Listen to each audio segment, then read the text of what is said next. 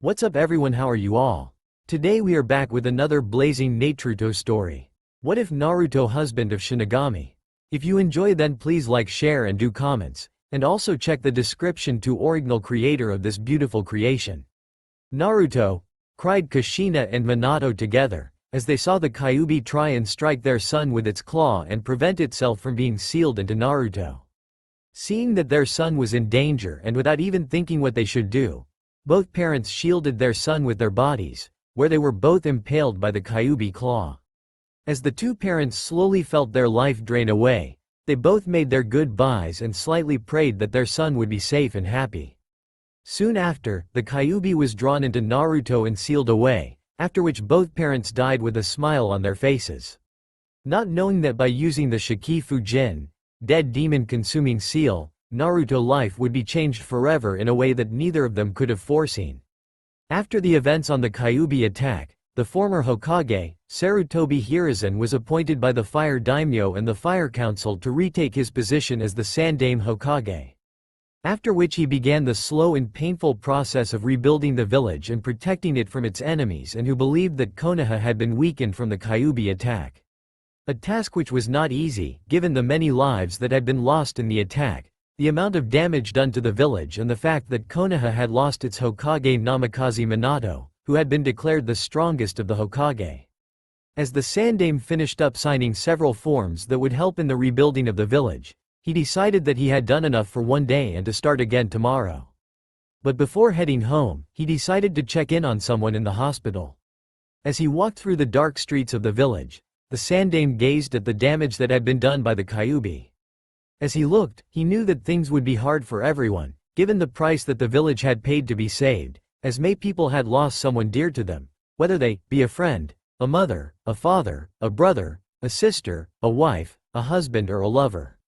The Sandaime himself was one of those to be counted, as he too had lost someone dear to him, his wife of 20 years Bawako, who had been Kushina's midwife at the time. When the attack initially began, Sarutobi had assumed that the Kyuubi had freed itself when Kushina was giving birth. But when they investigated the secret base that Kushina had been giving birth in, they found that it was intact and found the bodies of the Anbu guards that were protecting Kushina and the body of Bawako, who all showed that they had been killed by an unknown assailant. For the past few days Sarutobi and his advisors had been pondering who could have attacked the hidden base and who could have freed the Kyuubi, and with both Kushina and Minato now dead, no one could tell them what had happened or who was responsible for the disaster, but despite no knowing who was responsible, it did not stop people from theorizing who had caused the attack. The strongest of these theories was one that the Sandaime's former rival and friend Shimura Danzo had come up with. Danzo's theory was that the Uchiha clan, or at the very least a member of the clan, was responsible for the attack, as it was a known fact that their Sharingan Dujutsu allowed them to subdue and control Biju. Sarutobi of course argued against the suggestion, as he did not want to believe that the Uchiha clan was responsible. He also stated that there was no proof, along with the fact that no one other than the former clan leader Uchiha Madara had been strong enough to subdue and control Kyuubi. Sadly though, despite his arguments, the seeds of doubt and suspicion had already been planted in people, which would only grow further, thanks to the long-held distrust that many high-ranking members in Konoha had of the clan. But despite his worries, Sarutobi decided to leave such matters for another time, as right now he had arrived at the hospital and the room he'd been walking to. The room itself was guarded by a team of Anbu, who had been assigned by the Sandaime to guard the occupant of the small room. After the Anbu saluted to their Hokage and let him pass, the Sandaime entered the room and went to a small crib that held a sleeping baby boy with spiky blonde hair and whisker-shaped birthmarks. As the old Kage stared down at the sleeping baby named Naruto, a sad look appeared on his face as he pitied young Naruto, knowing the kind of life he would be subjected to when he got older. It was especially hard for the Sandaime, since Naruto had already lost so much to begin with, as he would grow up without parents and never know how much he meant to them. It was even harder for the Sandaime given how he would have to hide who his parents were from the general population, which included Naruto himself. For if his father's enemies learned who he was, they'd come after him in revenge. All the old Kage could do was to create a law that stated that no one was to tell anyone outside the village or anyone of the younger generation what Naruto was. He had created this law in the hopes of not only protecting Naruto from outside forces, but as in the hope that Naruto might make friends and form bonds with children his own age. But even with this, the Sandame feared that this wouldn't work either. Soon enough though, the Sandame decided to head home and get some rest for the coming day, where he left the room and bid good night to the Anbu guards. Unaware that this would be the last time he would ever see Naruto again, or that the Anbu standing guard would not see the morning sun of the next day. Several hours later, a distance away from Konoha, as the moon in the night sky was at its peak and was just about to be covered by a large dark cloud, 4 dark silhouettes could be seen traveling at high speed through the forest. As they were traveling, the sound of a baby crying could be heard. The 4 figures had ignored the baby's cries for most of the journey, but after a while they finally had enough. "Can't you shut that brat up? Its screams are getting on my nerves, and if it keeps screaming someone could hear him," spoke one of the dark figures. "Alright, I'd try," replied another one of the dark figures, where he tried to calm the crying Naruto. As the man carrying Naruto tried to calm him down, the moon came out of the dark cloud and shone its light down at the ground, where it revealed the Kumo headbands on the 4 shinobi. "I still don't know why we have to risk everything just to steal this kid," said one of the Kumo shinobi. "We're sealing him because he could be the very thing that would finally give us the edge we need over Konoha," replied the leader of the team. "And what makes this kid so important that he could help us do that?" asked the final member of the team. "Because he is the Jinchuriki of the Kyuubi no Yoko, 9-tailed demon fox," answered the team leader, surprising his team. "But how? I thought the Jinchuriki of the Kyuubi was killed after the Kyuubi broke free and attacked Konoha," said one of the shinobi. "This boy is the new one, as after the Kyuubi broke free, the Yondaime Hokage stopped it, and the only way to do that is to seal it away," replied the team leader. "But then how do we know this boy is really the new Jinchuriki for the Kyuubi?" asked the shinobi holding the crying Naruto. "You saw the guards that we killed when we entered the hospital. If this boy wasn't the Jinchuriki of the Kyuubi, then why else would they be guarding him? Besides the hospital file we stole said the boy's name is Uzumaki, and ever since Konoha captured the Kyuubi all their Jinchuriki have been Uzumaki. The first Jinchuriki was the Shodem Hokage's wife Uzumaki Mito. The second Jinchuriki was Uzumaki Kushina, who was the last Jinchuriki of the Kyuubi and the wife of the Yondaime Hokage. Hence it makes perfect sense for this boy to be the new Jinchuriki of the Kyuubi, as he would be the son of both the Yondaime Hokage and the previous Jinchuriki." After hearing this, the other 3 Kumo shinobi nodded their heads in understanding, as it did make sense, since from the beginning, when the shinobi villages were formed and started creating Jinchuriki. The shinobi villages have always had the Jinchuriki of their village be of close relation with the ruling kage of their village. Once the team leader had finished explaining what they were doing, he turned to the shinobi that was carrying Naruto, who was now crying louder than ever. "Roki, can't you shut that brat up?"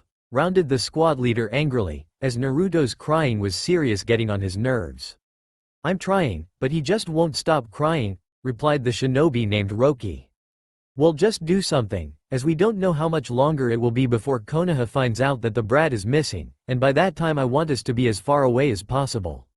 For the moment that they learn that he's gone, they'll send every shinobi they have after us, to get him back," stated the team leader. As Roki continued to try and quieten Naruto down, what they didn't know was that, as Naruto was crying, he was releasing a large amount of Riryoku, spiritual power. This power had been unlocked when the Yondaime used the Shikifu Jin to summon the Shinigami and use its power to seal the Kyuubi and half its power inside Naruto. Although none of the Kumo shinobi could feel the immense Riryoku that Naruto was releasing. Several other things that were out there that night could sense Naruto's Riryoku and were drawn to it. As they drew closer, they let out a haunting cry, which none of the Kumo nins could hear, although baby Naruto could, which was what was frightening him so much and caused him to cry. "Let's just get out of here, he will eventually cry himself to sleep," spoke one of the Kumo shinobi, where the others just nodded. "Fine, let's just GAGGGRRAHHHHH," replied the team leader before he felt something large grab onto him from behind and pull him into the dark. When the 3 other Kumo nins saw their leader being pulled away by something, they all cried out their captain's name. But all the heard in reply was their captain's screams, where it suddenly stopped with a sickened crunch and a shower of blood that showered them. What the hell is going on here? Cried the Kumo ninja that was holding Naruto. I don't know, replied one of the others, as he began to shake in fear, as he held his kunai in his hand. I say let's get outta here before whatever that thing comes back in WWAAAGGGHH.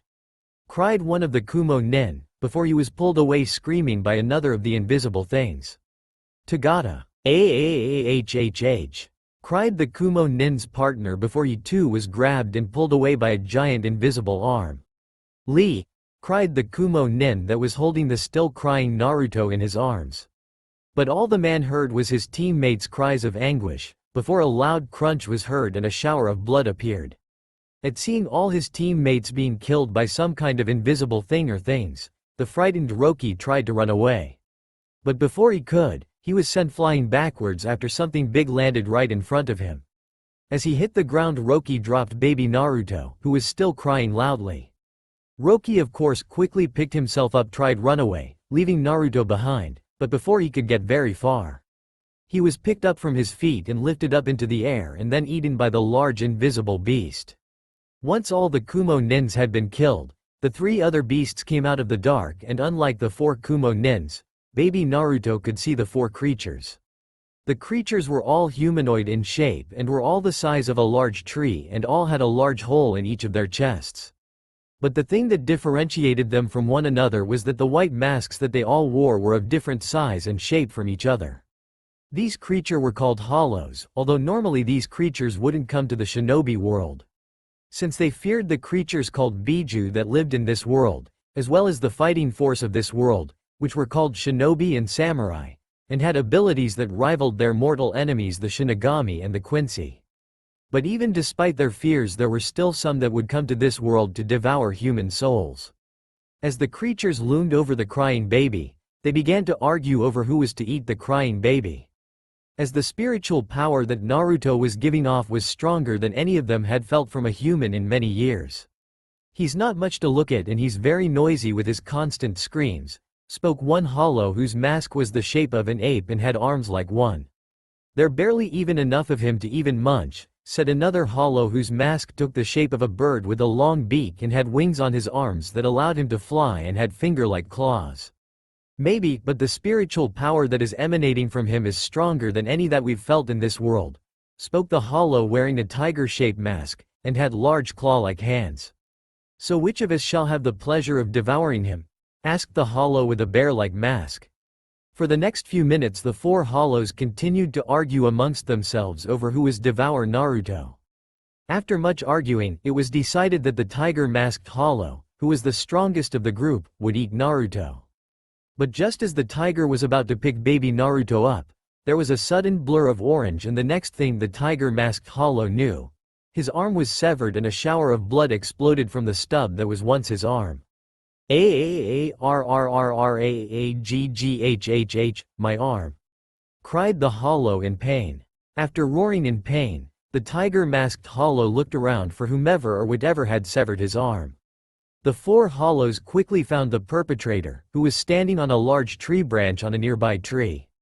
The mysterious person was clearly a woman by the shape of her body. Her attire consisted of an orange overshirt with two white straps on each shoulder, a large beige sash around her waist, black stretch pants and long beige wrist warmers, secured by bands, and long beige leg warmers with brown light shoes.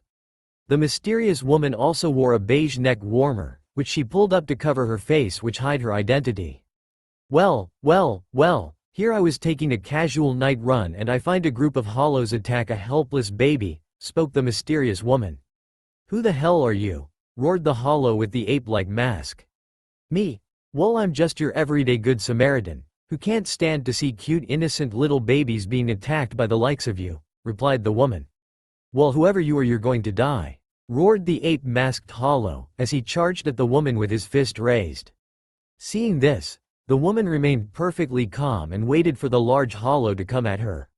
Just as the hollow was about to hit her, the woman disappeared and the hollow instead hit the tree that she had been standing on a moment ago and completely destroyed it. But before the hollow realized what had happened, the mysterious woman reappeared again right in front of him, where she then smashed her fist right in the Hollow's face, completely destroying its mask and killing the Hollow. Before the other two Hollows could even react to what happened to their fellow Hollow, the mysterious woman disappeared and reappeared again in front of the Hollow with the bear-shaped mask. Before said Hollow could even react, let alone defend himself, the woman delivered a powerful roundhouse kick to the Hollow's face, destroying its mask and killing the Hollow. Seeing that two of their brethren had been destroyed, the two remaining Hollows became enraged, where the Hollow with the bird-shaped Hollow masked, shot out at claw fingertips, which flew towards the woman at staggering speed. But when the claws hit the woman, they passed right through her, revealing that she was an after-image, where as soon as the Hollow saw this, the mysterious woman reappeared right above the Hollow and delivered a powerful leg drop down on the creature head, which shattered its mask, killing it instantly. Seeing that last of his brethren being killed by the unknown woman, and knowing that he stood no chance of winning due to the woman severing his arm, the tiger-masked Hollow decided to at least deny the woman her victory by killing Naruto. "If you care so much about this brat, then try and save him from this," roared the Hollow leader, where he raised his one remaining hand and went to crush the crying Naruto with it. But just when he was about to crush Naruto, he suddenly felt his hand being stopped by something, where when he looked down, he saw that the mysterious woman had once again reappeared and blocked the Hollow's fist, protecting Naruto from being crushed. But what shocked the Hollow the most was that the woman had stopped his clawed fist with one hand. "Impossible! How can you be so strong?" cried the enraged Hollow, as he struggled to crush the mysterious woman and the crying baby, but found he could not, as the woman would not budge. Before the Hollow could do anything else, a small blue glow appeared between the woman and the Hollow's hands, after which the Hollow's arm blew up into piece. "Aggggghhhh. Who the hell are you?" roared the furious Hollow in pain as he was now armless. At this the woman just smirked behind her neck warmer and replied, "Like I said, I'm just your friendly good Samaritan." After which she then jumped into the air and delivered a powerful upward kick, right to the Hollow's chin, causing its mask to shatter, killing it instantly like the others. Once the last of the Hollows had been destroyed, the woman then went over to the still crying Naruto, and gently picked him up and removed her neck warmer. When she removed the neck warmer around her face, the woman revealed herself to be an attractive dark-skinned woman with purple hair, which was tied up in a ponytail. There, little guy, it's alright, you're safe now," said the woman kindly, as she smiled down at the crying boy, where when his blue eyes met with her golden eyes, the young boy calmed down and even smiled up at the woman, as if knowing that he was safe with this woman. Said woman was of course no ordinary person. She was in fact former captain of Squad 2 and former commander-in-chief of the Onmitsukido Punishment Force, Shiwan Yoruichi, who was also the former head of the Shiwan clan, one of the four great noble houses in the Soul Society. Ever since she rescued her friends Urahara Kazuki and Tsukabishi Tessai from being punished by Central 36 and saved the 8 hollowified Shinigami from being executed, Yoruichi had been in hiding in between the Soul Society, the world of the living, and its parallel, Area 30, otherwise known by most Shinigami as the Shinobi world. This world had been an oddity to the Soul Society for many years, where the people of this world developed unique abilities that rivaled that of the Shinigami. A power which was later dubbed by the people of the world as chakra. The power itself involved the people using their physical energy in combination with their spiritual energy. By combining these two things, it allowed the shinobi to create unique techniques which were on par with any Kido, spirit way, spell. Although when the people of this world died and entered the Soul Society, they did not possess the same abilities that they had in their world. This led the Soul Society top scientists to believe that the people of this world could only use chakra when they were alive, due to it requiring both physical energy and spiritual energy. But even despite this, the unique power of the shinobi caused much concern and interest in the Soul Society, as many believed that with these abilities, the shinobi could become quite useful in the Soul Society war against the Hollows or become dangerous threat to the Soul Society itself. The Soul Society concern of the shinobi world grew even more when creatures called Biju appeared in the shinobi world, which were made out of chakra and could not be destroyed even with Kido and Zanpakuto and could only be sealed away. But even despite these concerns, the Soul Society began to experiment with the people of the shinobi world in the hope that they could somehow replicate the shinobi abilities.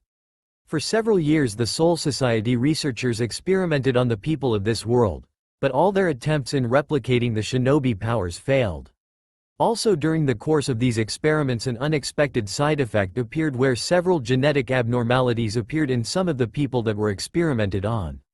These abnormalities continued on through the descendants of the people that were experimented on by the Soul Society, where they were later became known as Kekkei Genkei, bloodline limit, by the people of the shinobi world. After seeing the result of the experiments and not wanting to do any more harm to the world than what had already been done, plus the fact that hollows rarely entered the world, Central 36 decided that any traveling to the shinobi world would highly restricted, where all Senkaimon that led to the shinobi world would be sealed off, and that only those with special permission given by Central 36 or the head captain could enter the world. Although what neither the head captain or Central 36 knew was that Yoruichi knew of a secret way to get to the shinobi world, and given that fact that Shinigami rarely entered or monitored the world, it was the perfect place for her to hide in from time to time. Yoruichi especially liked the shinobi world as she found the shinobi that lived in it interesting, as she found their style of fighting very familiar with her own. She also found the shinobi to be fun to mess with, where she would practice her stealth skills by sneaking into shinobi villages and taking something, so to have the shinobi chase after her. This of course allowed Yoruichi to amuse herself, while at the same time keeping her skills from getting too dull over the years. Naturally none of the shinobi that attacked her or chased after her could catch her, but there were two exceptions, which actually made her little games interesting. The first was a man named A, who used a technique involving lightning and would cover his body with it and use it to enhance his strength and speed. The other person was a shinobi named Namikaze Minato, who actually caught up to her once when she was being chased by several Konoha shinobi. He had caught up to her by using a technique he called the Hiraishin no Jutsu, Flying Thunder God technique, which allowed him to teleport instantly from one place to another that had one of his special kunai or his special seals on it. Obviously even after Minato and caught up to her, Yoruichi had still gotten away, but even still, she had been impressed with Minato's skill and the technique he used and admitted that he was very impressive human. As she looked down at baby Naruto, she could not help but be slightly reminded of Minato, where Naruto had the same hair color and clear blue eyes and wondered if Naruto was perhaps related to him. It was then as she looked down at him that Yoruichi noticed the name, Naruto, embroidered on the baby's blanket. "So your name is Naruto, that's an interesting name. One of your parents must have really loved ramen a lot, by naming you after a ramen topping. That or they wanted to call you something fearsome like a maelstrom," spoke Yoruichi with a smile as she held the boy and smiled down at him. At this baby Naruto just gurgled, as if laughing at what Yoruichi had said. As Yoruichi continued to stare at the baby in her hand, she couldn't help but marvel at the Riryoku that baby Naruto was emanating, since it was surprisingly strong for a human let alone an infant to have. Since from what she was sensing, he had a great deal of power in him and it would only grow over time. Soon enough though, Yoruichi decided that she should bring Naruto back home, as she guessed that Naruto was obviously from Konoha. Since Konoha was not too far away from here, plus the shinobi that had Naruto had the symbol Kumo on him, which was a rival of Konoha. Not to mention given how much Naruto reminded her of Minato, whom she had heard became the new leader of Konoha. She guessed that Minato was his father or at the very least some kind of close relative him and Kumo had kidnapped Naruto, in an attempt to use him as some kind of political hostage. After a few minutes of using Shunpo, flash steps, Yoruichi arrived at Konoha, where she snuck into the village without anyone noticing and decided to head to the Hokage's mansion and leave Naruto there, knowing he'd be safe there till morning, where Minato would find him. But before she could leave Naruto in the office, she suddenly heard several people coming towards the office. Not wanting to be caught, Yoruichi quickly jumped back through the open window that she had entered through with Naruto and hid behind the wall next to the window. As soon as Yoruichi had jumped out of the office, the lights of the office lit up and a middle-aged man, wearing official-looking robes, entered the office. Closely following the man were three other people who looked to be about the man age entered the room. Along with them were three more men, who were wearing white-colored hooded trench coats and porcelain animal masks. As Yoruichi listened in on the people, She could tell that they were extremely angry and worried about something. How could this have happened? Spoke the middle-aged man wearing official-looking robes as sat behind the desk of the Hokage's office. Obviously, the boy was stolen by a group of highly skilled infiltrators, as they were able to enter the village, kill the men we had guarding the boy and left the village with him without alerting our patrols, spoke a man with half his face covered in bandages. Do we have any clue as to who exactly took the boy? Asked a middle-aged woman, who was the only woman in the group. None, I'm afraid, as whoever took young Uzumaki covered their tracks well and left no clues as to who they were, replied one of the masked men, whose mask was in the shape of a boar. This is unacceptable, Captain, spoke the other middle-aged man, who wore glasses. I apologize, Homura-sama, but given the Kyuubi's recent attack, it has been difficult in keeping the village secure. As many of our shinobi have been injured from the attack, and as you know, we had to take down the Kanchi Shisatemu sensing system due to the power requirements. Hence there are many holes in our defenses, which an enemy can sneak through undetected, replied another of the masked men, who wore a bird-shaped mask. The matter as to how they got in is of little matter right now, since we need to focus our full attention on getting Naruto back as quickly as possible, spoke the middle-aged robed man, where at this everyone else in the room nodded in agreement. Upon which the robed man turned to the man wearing the cat-shaped mask. Captain, I want you and the other captains to gather your best people and have them ready to move out in 1 hour. Also, I want you to go to Hyuga Hiyashi, Inazuka Sume and Aburame Shibi and inform them of the situation and tell them we need their best people to help us track down whoever stole Naruto as quickly as possible.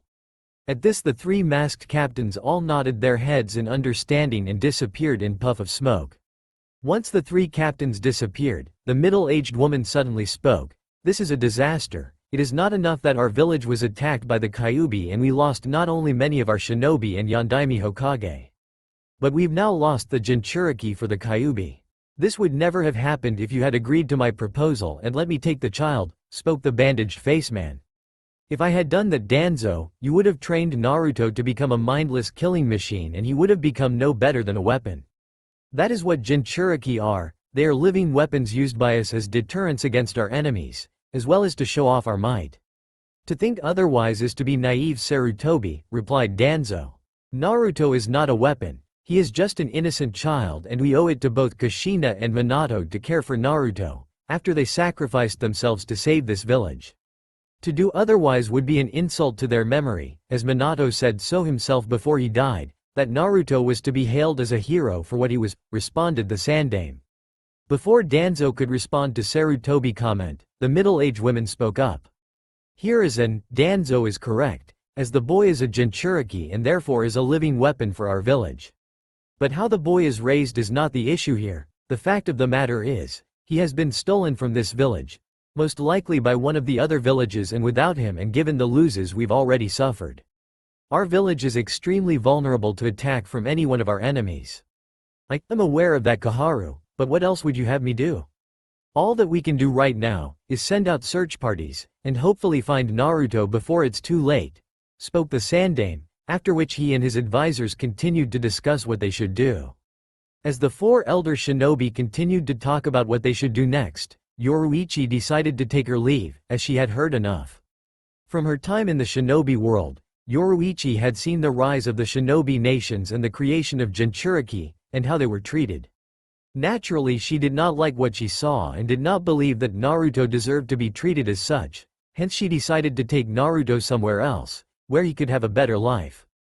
After traveling for several hours using Shunpo, Yoruichi came across a small village that was far from Konoha. Naruto had slept through the majority of the trip, hence Yoruichi had no trouble with him. When she arrived at the village, Yoruichi was certain that Naruto would be safe here, where she then left Naruto at the doorstep of a small house, but as soon as she left, Naruto woke up and began to cry. Seeing this, Yoruichi went over and picked him up so to calm him, and as soon as she did, Naruto stopped crying and smiled at Yoruichi and reached out towards her with his small arms, as if indicating that he wanted to stay with her. Yoruichi at first tried to ignore Naruto's silent pleas, but when she looked down at him and he gave her the infamous puppy dog look, which could bring down even the mightiest of Shinigami, she broke. Whether it was because of the puppy dog look that Naruto was giving her, or because of some form of maternal instincts that Naruto seemed to bring out in her. But whatever the reason, it was then and there that Yoruichi decided that she would give Naruto the life he deserved. After which, she then disappeared into the night, carrying her newly adopted son. "Ka-chan, what are we doing here?" asked an 8-year-old Naruto, as he held his adopted mother's hand, as they walked down the crowded streets of Karakura town. "Well, we're here, Naru-chan, to visit your uncle Kazuki. Do you remember me mentioning him?" replied Yoruichi, as she smiled at her adopted son, who was wearing an orange shirt, with a small black spiral along with black pants and gray runners. Yoruichi herself was currently in a gigai, which she had gotten off Urahara right after she took in Naruto. Currently the dark-skinned woman wore a pair of short white shorts, which just stopped below her thighs along with a matching white zip-up jacket, which showed her midriff and had its zip lowered showing her orange bra underneath. 1. The outfit of course gained the attention of many male passer-by who couldn't help but stare at the exotic woman. Several men of course got slapped on the back of their heads, by their angry girlfriends or wives who were with them, after catching them staring at her.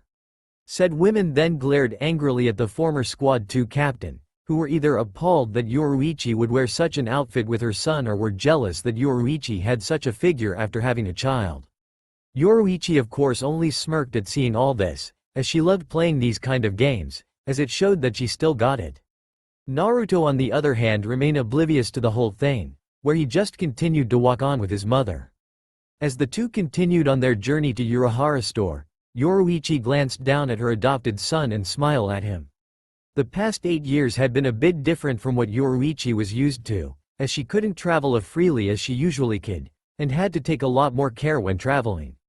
When she took in Naruto, she was of course at a complete lose at what to do, such as feeding, clothing, waking up at all hours of the night and worst of all nappy changing. But eventually, after much trial and error, everything worked out in the end. During the 8 years, Yoruichi had been traveling with Naruto between the world of the living and the shinobi world. This was to make sure that those from the shinobi world, who would be looking for Naruto, and the Soul Society, who'd be looking for Yoruichi, would have trouble finding them. This of course made things difficult for Naruto in making friends, since it was often just Yoruichi and him and they were always on the move. But even still he didn't mind, since as far as he was concerned his mother was the only thing he needed. She even taught him how to read and write along with maths other things. Money was of course not a problem, since after adopting Naruto, Yoruichi made a quick visit to the Soul Society and borrowed a sizable amount for them to live comfortable lives with no trouble. When Naruto got older, Yoruichi started training Naruto in hand-to-hand fighting as well as to train up his body. Naruto loved training since his mother always made it fun, like by turning endurance training into a game of tag and stealth training into hide-and-seek. Yoruichi also taught Naruto some things in the shinobi arts, since not only were the shinobi abilities powerful in their own right, but she believed that it was important for him to know where he came from. Teaching him of course had been slightly difficult since she could do it herself. But even still, she knew enough about chakra from her time in the shinobi to know how it worked and how it was used. When she started to teach Naruto about chakra, Naruto had trouble using it, for not only did Naruto possess an extremely high amount of Riryoku, spiritual power, but an equally high amount of chakra, hence he had trouble using it. Eventually though, Naruto's control and use of his chakra got better, where he learned how to use it henge, transformation, kawarimi no jutsu, body replacement technique, to walk up a tree using his chakra. But what Yoruichi had not figured out was why Naruto had such large reserves of Riryoku emanated such strong Ryotsu, spiritual pressure, which he emanated from time to time, although couldn't use it. This was why Yoruichi was heading for Urahara shop, since she was certain that if anyone could figure what was wrong with Naruto, and why he even had such high levels of Riryoku, it would be Kazuki. Eventually they arrived at Urahara's shop, but when Naruto saw the store he was far from impressed. "Is this it, Ka-chan?" asked Naruto. "Yes, it is Naru-chan," replied the dark-skinned woman, where she then opened the door and entered the shop with Naruto. As soon as they entered the store, they were greeted by 2 men who came out from the back of the store. The first was a tall, muscular, lightly tan-skinned man with cornrowed-shaped hair and a large handlebar mustache, which was connected to his long sideburns. His attire consists of a white muscle shirt with regular pants and a blue apron, and wore a pair of rectangular-shaped glasses. The second was a tall, light-skinned man with gray eyes, messy light blonde hair that had strands framing the sides of the face and hanging between his eyes and chin stubble. He wore bucket-shaped hat with green and white stripes. He also wore a dark green shirt and pants, topped with a black coat with a white diamond pattern along its bottom half, along with traditional Japanese wooden sandals. As soon as the two men saw Yoruichi and Naruto, the tall blonde-haired man cried, "Yoruichi!" before running over to greet his oldest and dearest friend in a tight hug. "Greetings, Yoruichi-sama, it is good to see you again," greeted the other man, as he slowly walked over to Yoruichi and the others. "It's good to see you to Kazuki, Tessai," replied Yoruichi with a smile, after Urahara let him go. "I'm assuming that this is your son Naruto," spoke Tessai as he turned to the small blonde boy, who was sticking close to his adoptive mother, as he was slightly intimidated by the large man. "Yes, say hello to your uncle Tessai, Naruto," replied Yoruichi. "Hello," said Naruto nervously, where the large named Tessai gave a brief smile and patted Naruto gently on the head. "Hello, young man. It's very nice to meet you." "Well, aren't you the handsome young man?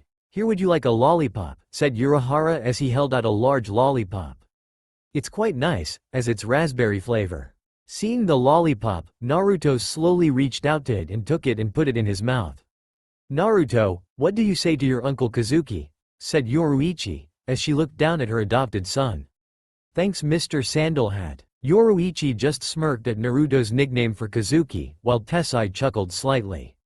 Even Urahara himself smiled at the name, as he didn't mind being called that, where he then told Naruto he was welcome. Once the introductions were all done, Tessai led Naruto to one of the side rooms, where there was a television, and turned it on and allowed Naruto to watch some animes. Once Naruto was occupied, Tessai made some tea and brought it to the main back room, where Kazuki and Yoruichi were sitting and waiting for him. As Tessai poured the tea into their cups, Kazuki decided to start things off. "So Yoruichi, do you care to tell what is going on? When you first wrote to me asking for the Gigai, your letter was rather vague to say the least, not to mention surprising when you said you had adopted a baby boy." "Yay, I beat it was," laughed Yoruichi, as she only wished she could have seen Kazuki's face when he read the letter. "So tell me, why is it that you need to see us, Yoruichi?" asked Yoruichi. "I'm here because I need your help, Kazuki, and it involves Naruto," Yoruichi answered. "Is there something wrong with the young man?" asked Tessai. "Well, not exactly, but Naruto isn't a normal boy, as he is from Area 36, or as you both known it as, the Shinobi World," explained Yoruichi, which surprised the two men. "The Shinobi World, well now that is certainly interesting," commented Kazuki, as he scratched his chin and had a thoughtful look on his face. "But how did you enter the Shinobi World? I was under the impression that all Senkaimon, world penetration gate, that led to the Shinobi World were sealed off," stated Tessai. "Oh, I know a few back doors, in and out of places," answered Yoruichi with a knowing smile. Well, this is interesting, but there's something you're not telling us, Yoruichi, such as why did you even take Naruto in? No offense, but you're not the type of person to simply take in a child for just any reason, and what do you expect me to do?" stated Urahara. At hearing this, Yoruichi just smirked before replying, "Tell me, Kazuki, what can you tell me about the creatures called Biju?" "Well, back when I was first setting up Technological Development Department, I came across some of the records on the Shinobi World. From what I understand, they are creatures made out of the same energy that can only be found in the Shinobi World. This energy, if I am not mistaken, is called chakra, and according to the records, these Biju's power is on par with the Mainos, although their intelligence is no greater than that of a wild beast, not unlike Jillian," answered Kazuki before continuing. "There are about 9 of them now, although originally there was only one, which the people of the Shinobi World called the Jubi. But it was eventually sealed in a human, who was the byproduct of one of the Soul Society experiments on some of the people of the Shinobi World and gained what they called a bloodline. There he used his power to seal creature within him. When the Soul Society learned of this, they tried to capture the man in hope of learning more about his power and to study the Jubi. But remarkably, the man proved too powerful, where he defeated the 5 captains, the dozen or so lieutenants that were sent to capture him. It was because of this that Central 46 decided to employ an arm's reach policy with the shinobi world, due to their concern of the power of these bloodlines. Later, this concern of bloodlines would help Central 46's decision in ordering that the shinobi world being sealed off. But still, from what I understand, when this man who sealed the Jubi in him was dying, he used his power to divide the creature's power into 9 other creatures, creating the 9 other Biju. To prevent the Jubi from being released or allowing anyone else such as the Soul Society from capturing it and using it for their own mean. After hearing Kazuki recount on what he knew about the Biju, Yoruichi could only smile, as there were very few things that Kazuki did not know about. Well, since you already know that much about them, I guess it saves us some time, since to put it simply, Naruto is like that man. Who are called Jinchuriki in the shinobi world, said Yoruichi, where she then went on to explain what she knew about Jinchuriki and how they came to be. After hearing all this, Kazuki mulled over with what he had learned, where he had to admit, it was a rather interesting way of harnessing the power of the Biju. Since by placing it in a child, they can train the child in using the Biju powerful effectively and to its full potential, while at the same time making sure the child is loyal to the leader, by have the child be related to them. He also now understood why Yoruichi felt the desire to take Naruto in, given how Jinchuriki were regarded by most people in their own villages. What Biju does Naruto-kun have? Asked Bucket Hat wearing man. He has the Kyubi no Yoko, 9-tailed fox. The strongest of the 9 Biju, replied Yoruichi. Although as interesting as this is, Yoruichi, I still do not see why you require my help, said Kazuki. I'm here because I need your help, since when I first found Naruto, I sensed a large amount of spiritual pressure coming from him and he can see me without my Gigai. HHMMMIC, so you want me to examine him to see why he has such a large amount of spiritual power in him, answered Kazuki, where Yoruichi just nodded. Well then, said Kazuki as he put his folded fan down on the table, let's get started, shall we? A few days later. For the next couple of days, Kazuki used his machines to examine Naruto, both inside and out, and gathered as much data as he could, while at the same time making sure that none of the examination hurt Naruto. He had also studied the information he had received from Yoruichi about chakra, how it worked, and about bloodlines and shinobi clan, which she had attained from her visits to the shinobi world from shinobi villages. Once Kazuki had finished his examination on Naruto, he brought his results to Yoruichi. Well, Yoruichi, I've to say, your son Naruto is quite the anomaly even for his own people, replied Kazuki with an amused smile. What do you mean? Asked the dark-skinned woman. Well, it seems your son has 3 sources of power. The first is his own chakra, the second chakra that comes from the Kyubi, which is similar in some ways to a hollow's power. The third power is his spiritual power, and I must say it quite large for a boy, let alone a normal human, to have. Yoruichi only nodded at this, as she already knew all of this. Yes, I'm aware of that, Kazuki, but what I'm wondering about is why Naruto has so much spiritual power, and is able to use spiritual pressure. Well, I've an answer for that. You see, as I was performing Naruto-kun's tests, I hacked into the archive storage systems of the Technological Development Department without Kuotsuchi-kun knowing. A rather impressive feat, if I do say so myself, replied Kazuki, as he opened his fan and laughed to himself at his own brilliance. Kazuki, what did you find? Asked the annoyed Yoruichi. Now Yoruichi, calm down, I was getting there, replied Urahara, as he tried to calm his friend down, as she could be rather impatient at times.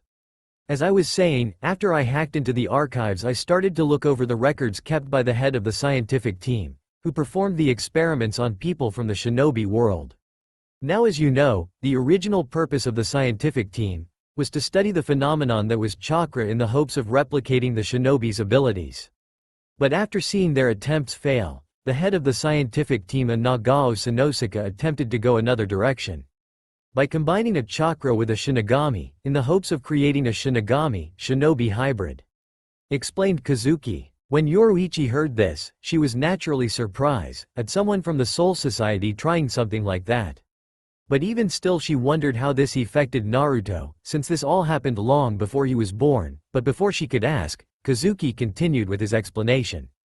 Now naturally, when the Central 46 learned of this, they immediately halted the experiments and ordered that information on the experiments and on the shinobi world to be sealed away and that all the Senkaimon leading to the shinobi world be cut off.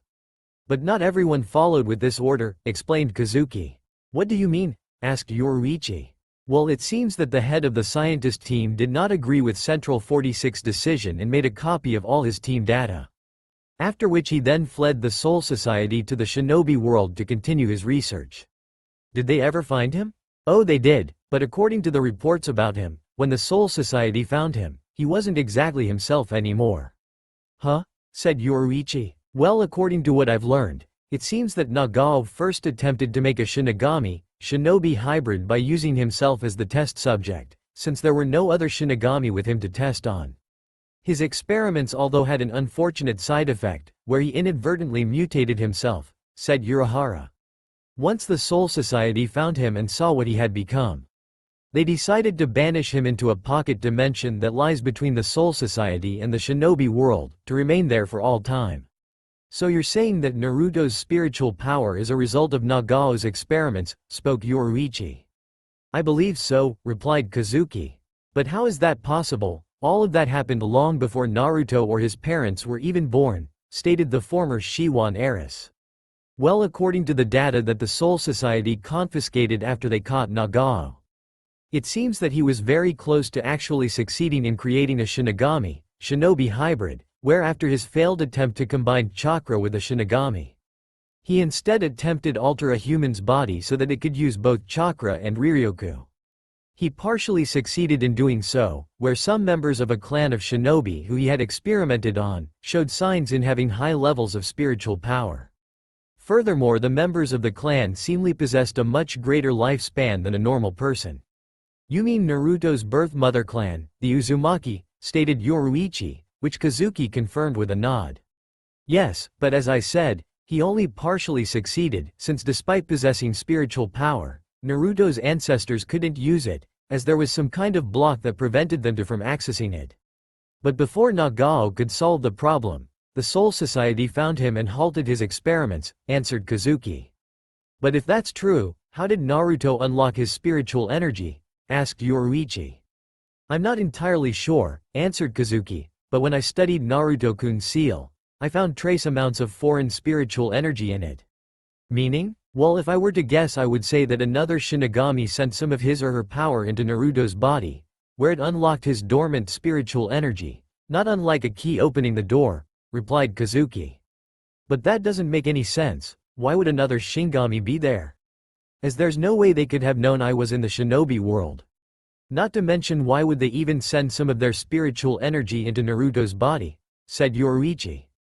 I'm afraid I cannot answer that, answered Kazuki honestly. After remaining silent for several minutes, Yoruichi decided to ask Urahara for one other favor. Kazuki, if you don't mind, there is one other thing I want to ask you to do, which is also the other reason why I came here. And what is that? Asked the curious Kazuki. I want you to help Naruto to gain the powers of a Shinigami, Yoruichi stated. Upon hearing this, both Kazuki and Tessai's eyes widened slightly in surprise. Yoruichi-sama, are you sure you want to do this? As you know, there are only two processes for a normal human being and become a Shinigami, said Tessai.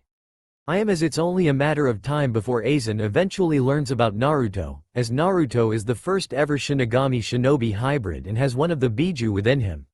If Naruto is to have any chance of defending himself against Aizen or Hollows, who would be after his high spiritual power, then he'll need the power of a Shinigami to do it. Besides, Naruto has stated several times to me that he wishes to become a Shinigami to fight Hollows, and trust me when I say this, once he's set his mind to something, he won't give up on it. Hummed Kazuki. You might be right, Yoruichi, as Naruto-kun could indeed be a powerful ally or enemy to Aizen if he learns to control his powers correctly. But how exactly do you want Naruto to gain the powers of a Shinigami? Was there are only two methods for a living person to do so, stated Urahara. I want you to use the method you came up with, Kazuki, replied Yoruichi. Are you sure about that, Yoruichi, as you know how dangerous that could be? I am aware of the risks, but I know Naruto can make it. He's stronger than you might think. I don't doubt that, but wouldn't the other method be easier? Kazuki replied. No, this way is better, as if I give Naruto some of my own power, it will limit him. By using your method he will gain his own powers and be able to use his own vast reserves, answered Yoruichi. Very well then, if you're sure of this, we'll begin tomorrow, replied Kazuki. The several days later, after deciding to help Naruto gain the powers of a Shinigami, Yoruichi and Kazuki began Naruto's training, where they separated Naruto's soul from his body and began his endurance training so he could use his spirit form. For the next 2 days Yoruichi attacked Naruto, forcing to run and dodge all her attacks and run all around the underground training room. Fortunately thought the training wasn't too hard for Naruto, since he was used to this kind of training with his mother when training in hand-to-hand combat. Once Naruto had passed the first phase of the training, they began the next phase where they cut Naruto's chain of fate and bind Naruto's arms. After which they placed him and Tessai together in a large pit so to allow the encroachment to begin uninterrupted. This was of course the part that Yoruichi was most worried about, since if things didn't go right then her son would turn into a hollow. As the hours passed by Yoruichi continued to watch over Naruto from the edge of the pit, waiting to see what happens.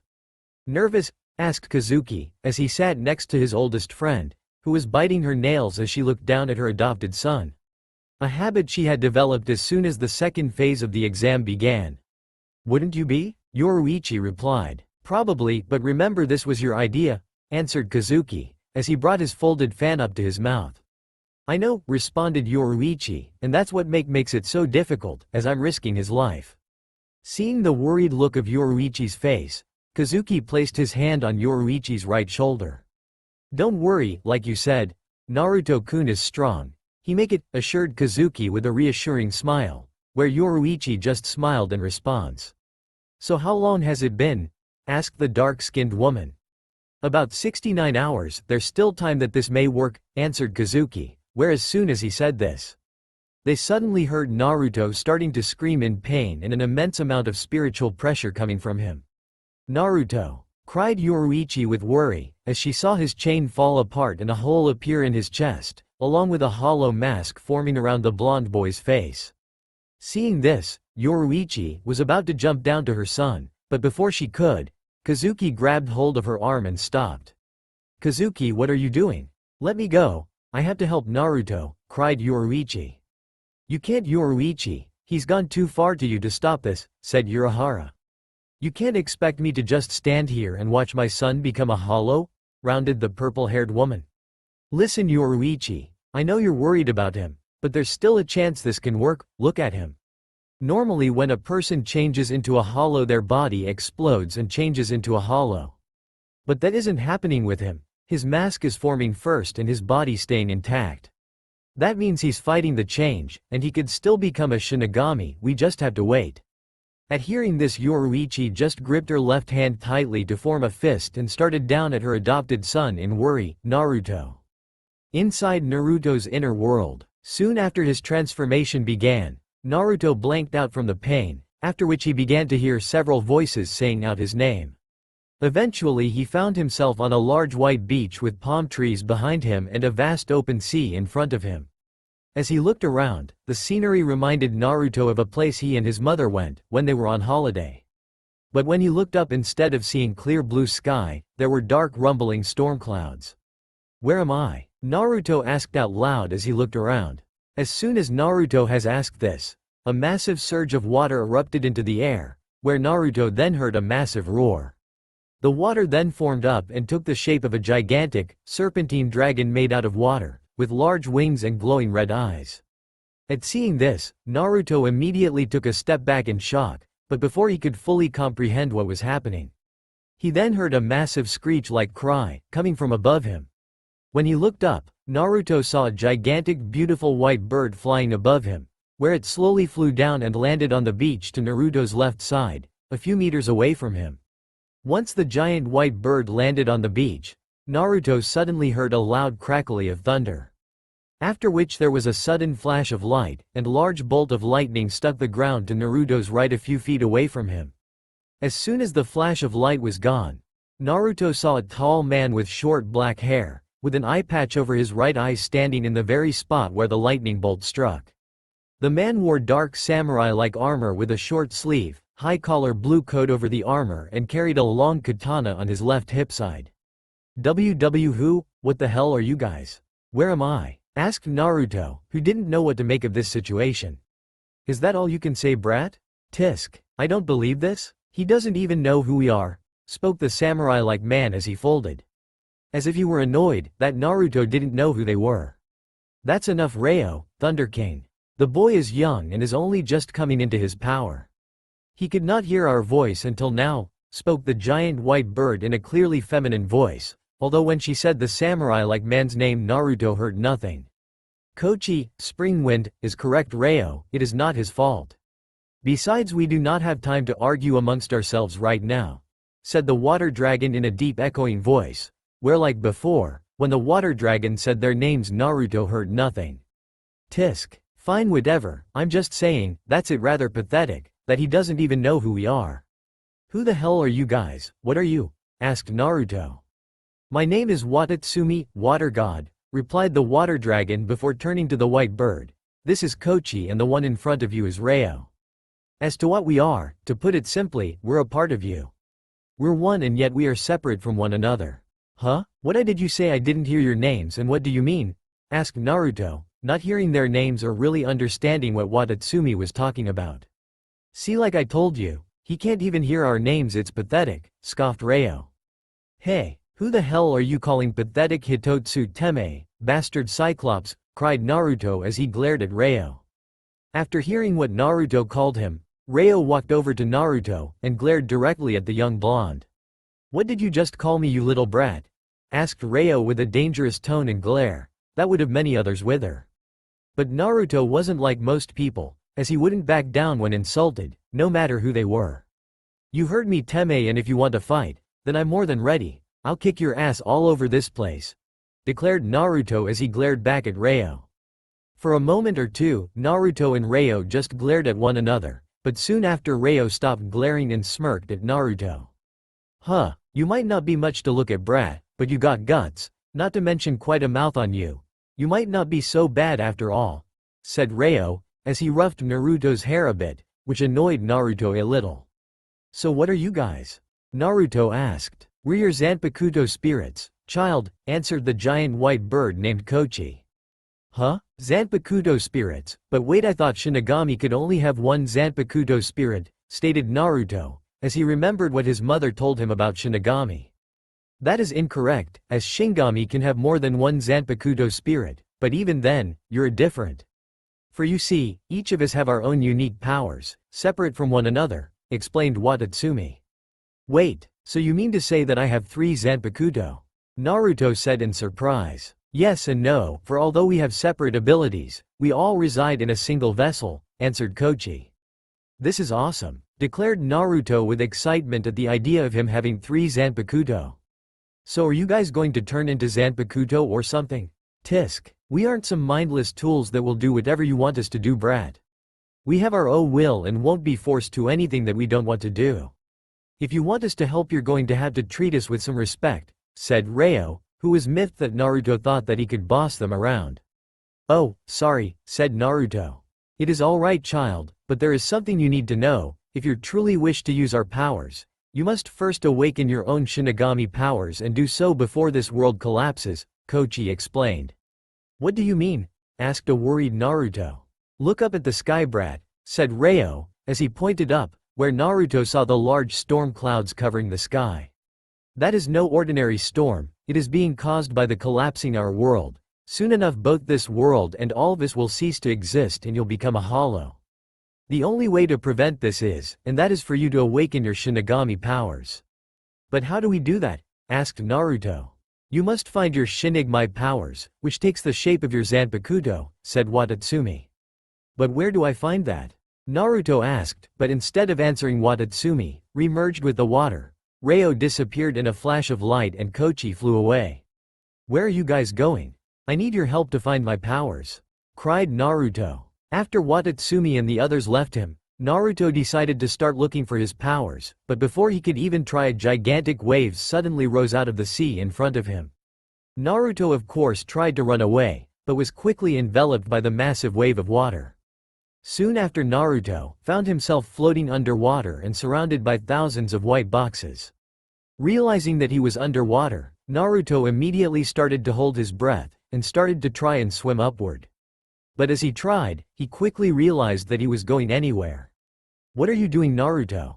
Have you already forgotten that this is your mind, where it does not matter whether you're underwater or not, spoke Watatsumi voice out of nowhere. After hearing this, Naruto realized that Watatsumi was right, where he stopped holding his breath and began to breathe normally. After which he started to swim around, opening as many boxes as he could in an attempt to find his Shinigami powers. But every time he opened one of the boxes he found nothing inside. This is impossible, I can't find my Shinigami powers in all these boxes, there are too many of them, stated Naruto.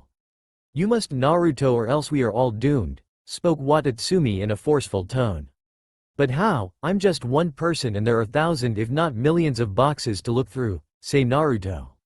Naruto, you can do this, but you must first calm yourself and focus, said Kochi voice out of nowhere, much like Watatsumi. Listening to Kochi's voice, Naruto started to take deep breaths and began to calm down. Now listen to me, Naruto, you must expand your senses, you cannot rely on sight, hearing or even touch. You must use your own natural spiritual energy to search for your Shinigami power by sensing its spirit energy. By doing that, you'll be able to find the box that contains your Shinigami power. Following Kochi's instructions, Naruto closed his eyes and began to concentrate and focus on expanding his senses outward to find the box with his Shinigami powers. Within minutes Naruto located the box, as the spirit energy that emanated from it felt different from the others. Acting quickly, Naruto honed in on the box and swam towards it as quickly as he could.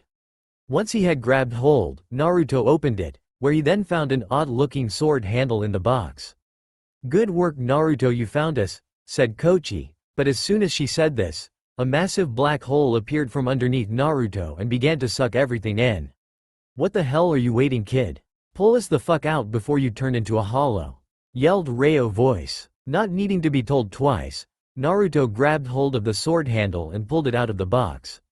In the outside world, in the real world, Yoruichi and the others watched as Naruto slowly turned into a hollow. As he did, Tessai began to struggle to hold Naruto with his Kido spell.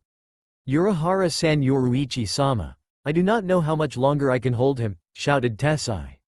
Naruto, don't give in, fight it, cried Yoruichi. It was then, just as the hollow mask had completely covered Naruto's face, a massive explosion of spiritual energy erupted from Naruto, breaking Tessai's Kido spell and forcing Yoruichi and Kazuki to jump back a bit.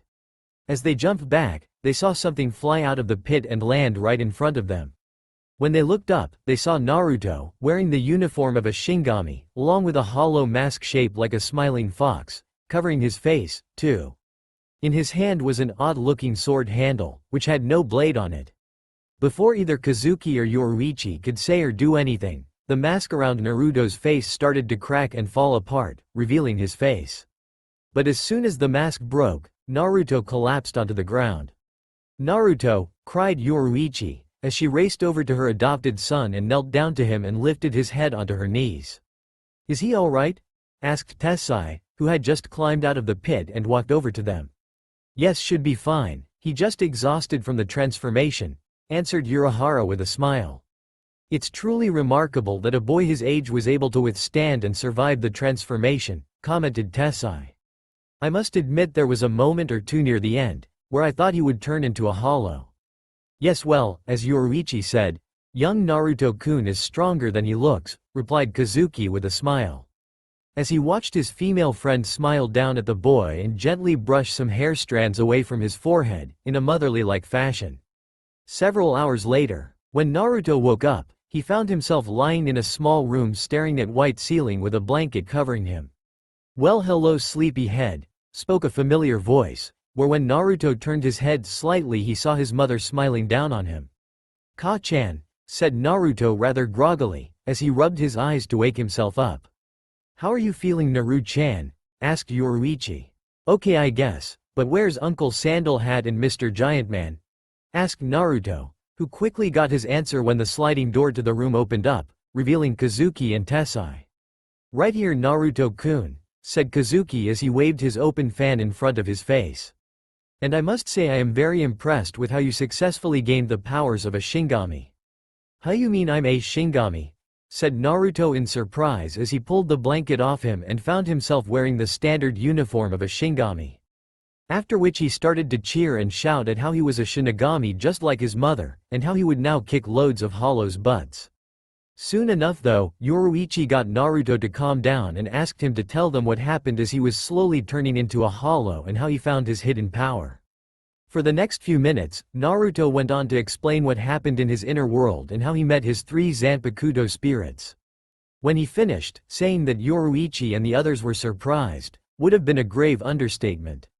3 separate Zanpakuto spirits in a single Zanpakuto? Yoruichi said out loud with serious look. I have heard Shinigami having dual spirits, especially if they have dual baled type Zanpakuto like Yukatake and Kyoraku, but never anything like this. Indeed, this is a rather unusual development. Do you have any theories on this, Urahara-san? Asked Tessai. Well, the only explanation I can come up with is because of the experiments that Nagao-san did not Naruto-kun ancestors to create a Shinigami-shinobi hybrid. Then again, Naruto could simply be an even bigger oddity than we had thought. But other than that I don't have a clue, as there has never been someone like him before. Your son truly a surprising individual, bohohohoho, remarked Urahara, as opened his fan again and waving it around, as he laughed at his own ignorance, which made Naruto wonder if the man was insane. But why is my Zanpakuto like this? Asked Naruto, as he held up his wooden sword hilt. The hilt design was a simple design with no guard and a slightly large bottom at the end of the hilt with 3 red gems on it. 3. HHHMMMMM. Well, if I understand what you told us correctly, Naruto-kun, even though your Zanpakuto spirits inhabit the same vessel, they each have their own unique powers and independent will. The form that your Zanpakuto has taken now is its sealed form and acts a neutral point for you to choose which spirit's power you wish to use. So you're saying that Naruto cannot use all 3 spirits at once, stated Yoruichi. No, exactly. Now this is only a theory, but I believe the gems on the hilt of his sword handle represent his 3 Zanpakuto spirits and will most likely glow whenever he chooses which of them he wishes to use. Now it may or may not be possible at a later point for him to use all 3 at once, but he will most likely have to learn to master all 3 Zanpakuto powers first, before even trying something like that. After hearing all this, Yoruichi just nodded in understanding before turning to her adopted son, with a sweet-looking smile, that for some reason made Naruto very nervous. Well, Naru-chan, it seems that you'll have a lot of training ahead of you, if you want to learn to use your Zanpakuto. Upon hearing this, Naruto gulped, as his mother could be quite brutally when it came to training. He became even more worried when both Tessai and Kazuki volunteered to help Naruto with his training.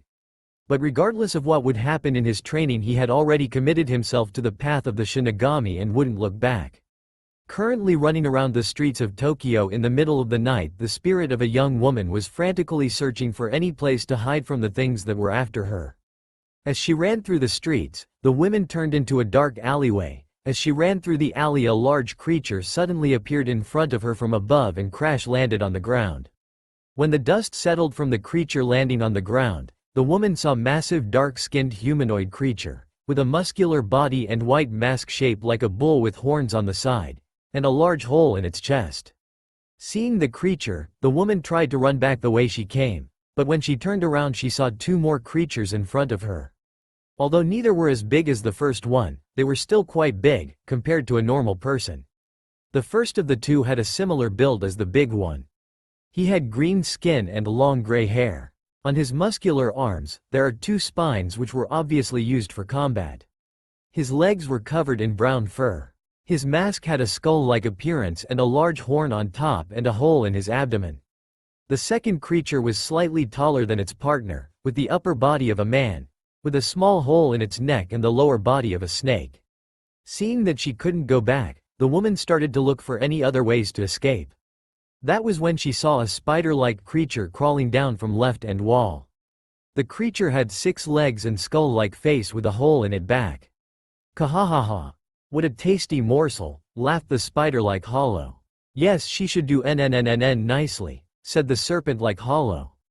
Please, just leave me alone. I didn't do anything, pleaded the woman, as she pressed her back into the right wall. Don't worry, we won't hurt you much, kahahaha. said the hollow with the spikes on his arms, as he began to laugh. As the four creatures closed in on the woman, the largest of the four hollows suddenly let out a massive roar, "Aw!" When the other three hollows turned, they saw their fellow hollows suddenly split in two, before disintegrating. "What the hell?" cried the spiked-armed hollow. "What happened to Oxbone?" asked the serpent-like hollow. "I don't know," replied the spike-armed hollow, as he looked around for the perpetrator, where he suddenly noticed something missing. "Wait. Where did the woman go?" "She's up there, look," cried the spider-like hollow. When the others looked, they saw the woman up on the roof overlooking the alley, being carried by an average tall person about 5'5", wearing a black hooded coat. "Who is that?" asked the spider-like hollow. "I don't know, but whoever he is, he's dead," replied the spiked-armed hollow, where they jumped after the mysterious hooded person, who disappeared in a blur. For the next few minutes the three hollows chased after the mysterious stranger, jumping across the rooftops of buildings, until eventually they came to a stop in a large open park with trees all around and a small playground. When the serpent-like hollow and the spiked-armed hollow landed in the open park, they saw the black-clad person place the young woman behind a slide, and tell her to stay there and not to move. After making sure that the woman was safe, the hooded stranger then slowly walked towards the two hollows. Once he was only a few meters from them, he then took out a short Tonto blade from underneath his black coat. "So who's first?" asked the hooded stranger. The serpent hollow was the first to answer this challenge, where he spat out a large glob of mud-like substance, which the hooded stranger avoided by sidestepping to the left, where it flew by him and hit the top corner of a swing, causing it to melt. Seeing this, the hooded stranger made a note to avoid the substance, after which he then charged straight at the two hollows. The serpent-like hollow fired several more globs of the acid-like substance at the hooded stranger, but each time the hooded stranger skillfully evaded them. Seeing that his partner was having no luck with hitting the hooded stranger, the spiked-armed hollow charged forward and attempted to stab the hooded person with his arm spike. But before his arm spike could hit the black-clad figure, the mysterious stranger disappeared right before his eyes. He then reappeared right on the hollow's outstretched arm and used it as a springboard to jump over the hollow to his partner behind him, whom the stranger then cut in half, much like their other comrade earlier on. "Snakeface, no!" cried the spike-arm hollow after seeing another of his comrades. "You pay for that, you bastard!" cried the enraged hollow as he tried to stab the hooded stranger with his spikes. But like before, the hooded stranger avoided the attack, where he sidestepped the stab and with a quick flick of his hand, cutting the hollow's arm right off. "GG Graw, my arm!" roared the hollow in pain, as he held his now right stump of an arm. Before he could say or do anything more, the hooded stranger then delivered a powerful kick to the face that cracked the hollow's mask slightly and sent him flying several meters away. But as soon as the hooded stranger landed back on the ground, the woman he was protecting suddenly shouted out, "Look out!" Before the black-clad stranger could fully turn around, the spider-like hollow suddenly appeared out of the ground, and ran one of his claw-like hands right through the hooded stranger's back and out his chest. "Hee, I got yo-huh!" laughed the spider-like hollow before a look of surprise and confusion appeared of its face, as the black-clad fighter faded away. When this happened, the hooded fighter reappeared behind the spider-like hollow and said, "Excuse me, cicada," before he raised his Tonto and sliced the top portion of the hollow's head off, where the rest of its body quickly disintegrated. "Damn you!"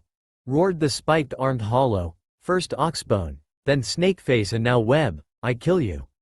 "You're welcome to try," replied the hooded stranger with a smirk, before he and the spike-armed hollow charged at one another with phenomenal speed. To the woman that was watching the two of them fight, it ended as quickly as it had started, as both the hollow and her mysterious savior disappeared within the blink of an eye, and reappeared at opposite ends from where they started, with their backs to one another. For a moment or two neither of them moved, until the mysterious stranger asked the hollow's name, where the hollow simply replied, "Swordarm," before a long diagonal cut appeared, going down from his left shoulder to his right hip. This caused the top right part of his body to slide off the rest of his body, along with the top portion of his head, which was cut off as well from another slash. Once the last of the hollows was dealt with, the hooded stranger sheathed his Tonto back into its sheath on his right leg. After which he slowly walked over to the woman, who was still hiding behind the slide. "You can come out now, you're safe," spoke the hooded stranger calmly. Are you sure?" asked the woman as she slowly came out from behind the slide. "Yes, I am," replied the hooded stranger, where he then took out an unusual-looking sword handle, with 3 red gems on the bottom hilt. "WWWH. What are you doing?" asked the woman with some fear. "Don't worry, I am not going to hurt you. I just sending you to a place where you will be safe and can move on," said the hooded stranger. After which he tapped the bottom hilt of his sword handle onto the woman's forehead, where she was teleported away to the afterlife. Once the woman was gone, the hooded stranger placed his sword handle onto his belt. But before he could walk away, he suddenly heard some clapping. Hearing the clapping, the hooded fighter immediately readied himself for an attack, since he didn't sense anyone until the person had started clapping. "Well done indeed, those hollows never stood a chance," spoke the man coming out of the shadows of the trees, wearing a green and white striped bucket hat.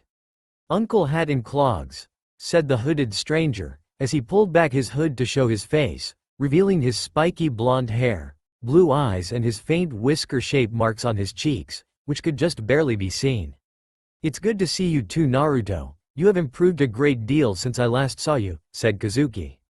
"Not enough, if I still can't sense you," said Naruto, with a slight smile. "So what is it that you want?" "Oh come now Naruto-kun. You make it sound like I'm always up to something. Can't I come to visit the son of an old friend every now and again?" said Kazuki as he waved his fan in denial.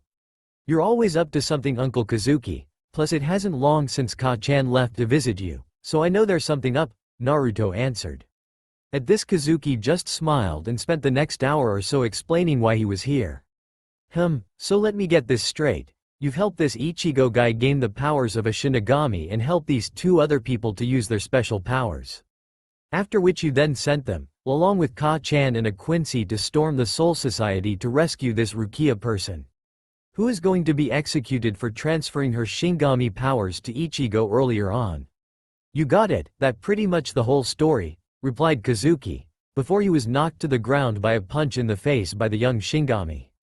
"Ow, ow, ow. Ow, ooh oh wwwww. Why did you punch me in the face?" whined Urahara as he held his face in pain. "That's for not telling me all this sooner," annoyed Naruto as he was peeved that he was kept in the dark about all this. "Gomenase Naruto-kun, but we were rather busy with training Kurosaki-kun and the others that we didn't have time to see ga," said Kazuki before he received another fist to the face from Naruto. My nose, cried the whimpering man as he held his nose in pain. "Don't give me any that crap, all you had to do was make a simple call, text or email. Hell, even a fucking letter or carrier pigeon would have done the job," stated the angry Naruto. "I'm not stupid, Uncle Kazuki, this is all Ka-chan's doing. She doesn't want me on this mission, because she's afraid I go after Aizen or the others." At this Kazuki just sighed and picked himself up. "Yes Naruto-kun, you're correct. I had originally wanted to bring you in from the start. But your mother told me not to, given your strong dislike of the Soul Society and Aizen for what happened to us."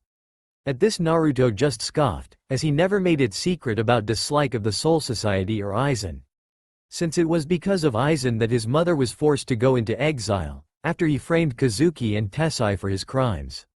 He also disliked the Soul Society since he found their ruling government Central 46 to be ignorant, arrogant, inflexible, and heartless, especially when it came to their so-called laws, many of which Naruto found to be unjust. He even disliked the Shinigami of the Soul Society, since he found many of them to be nothing more than mindless lapdogs, doing whatever their masters tell them.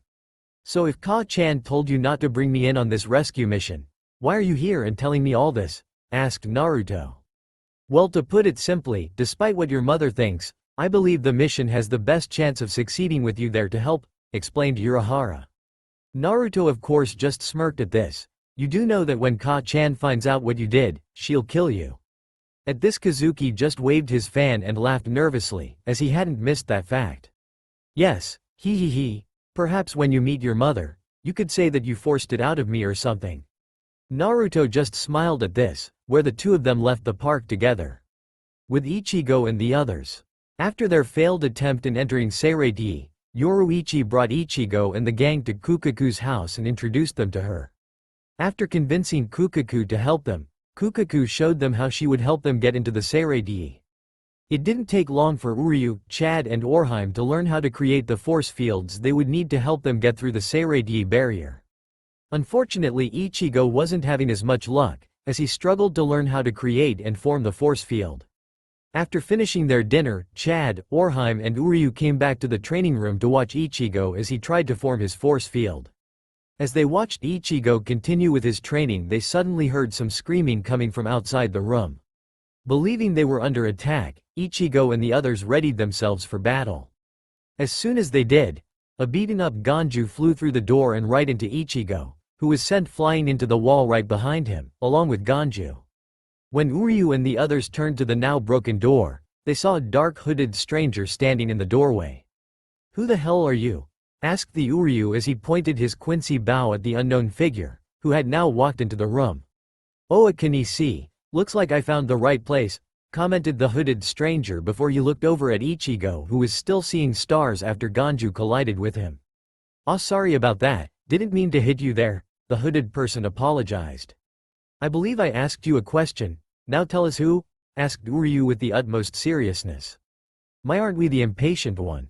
commented the hooded stranger, before he pulled back his hood to reveal his blonde spiky hair and his face, revealing him to be Naruto. "Relax there, Four Eyes, I'm not here to fight, in fact I'm here to help you."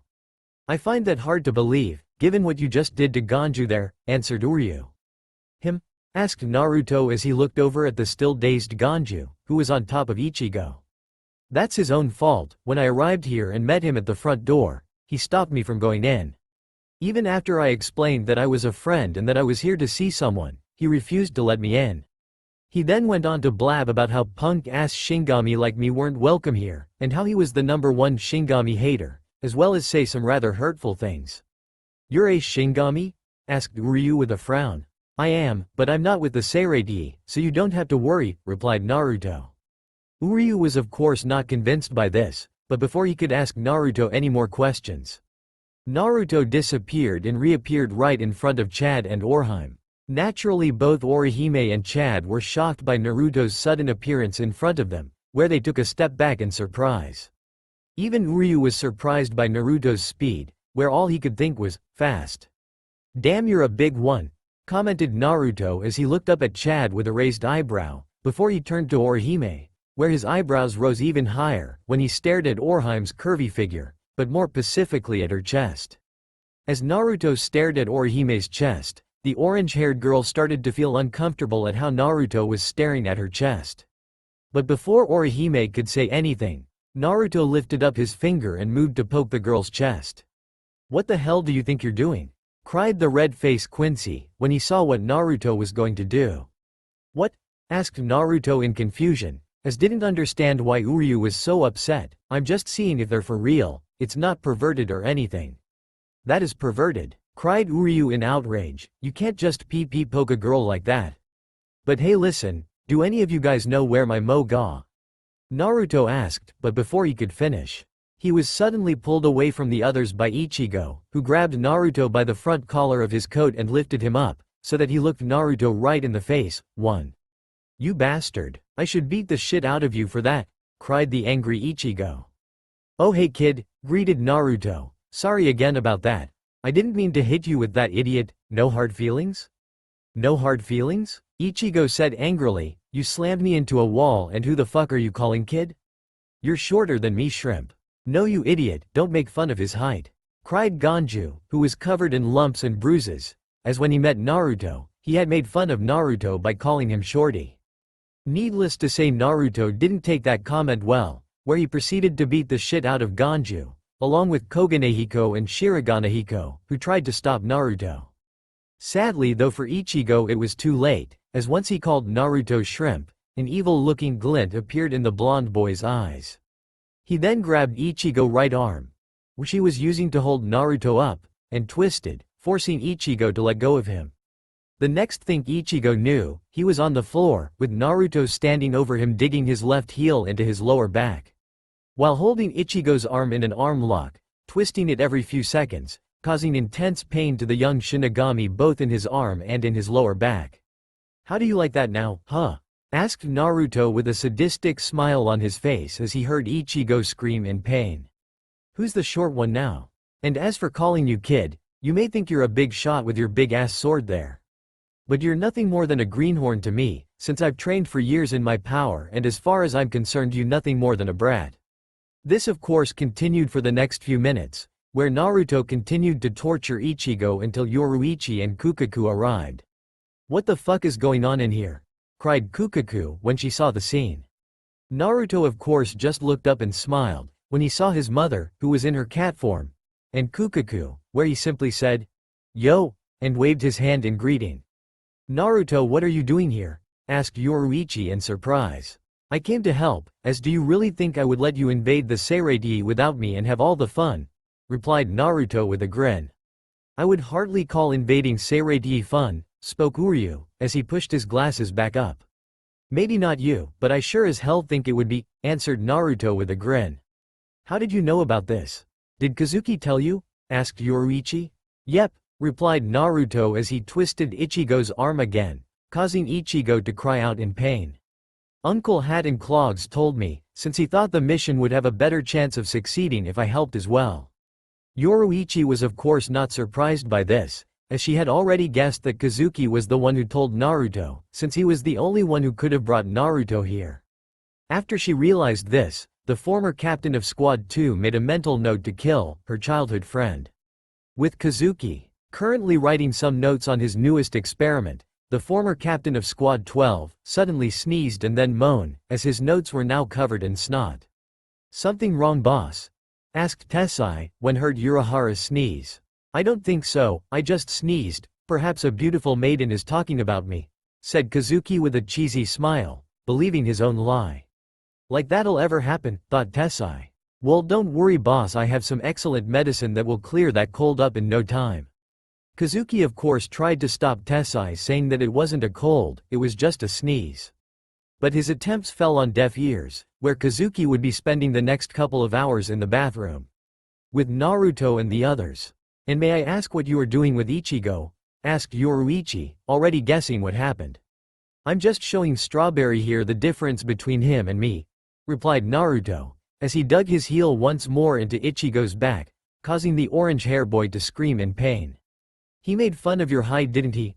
asked Yoruichi with a sweat drop on the side of her head, where Uryu and the others nodded their heads, telling her that Ichigo done so. "Yoruichi, who the fuck is this kid?"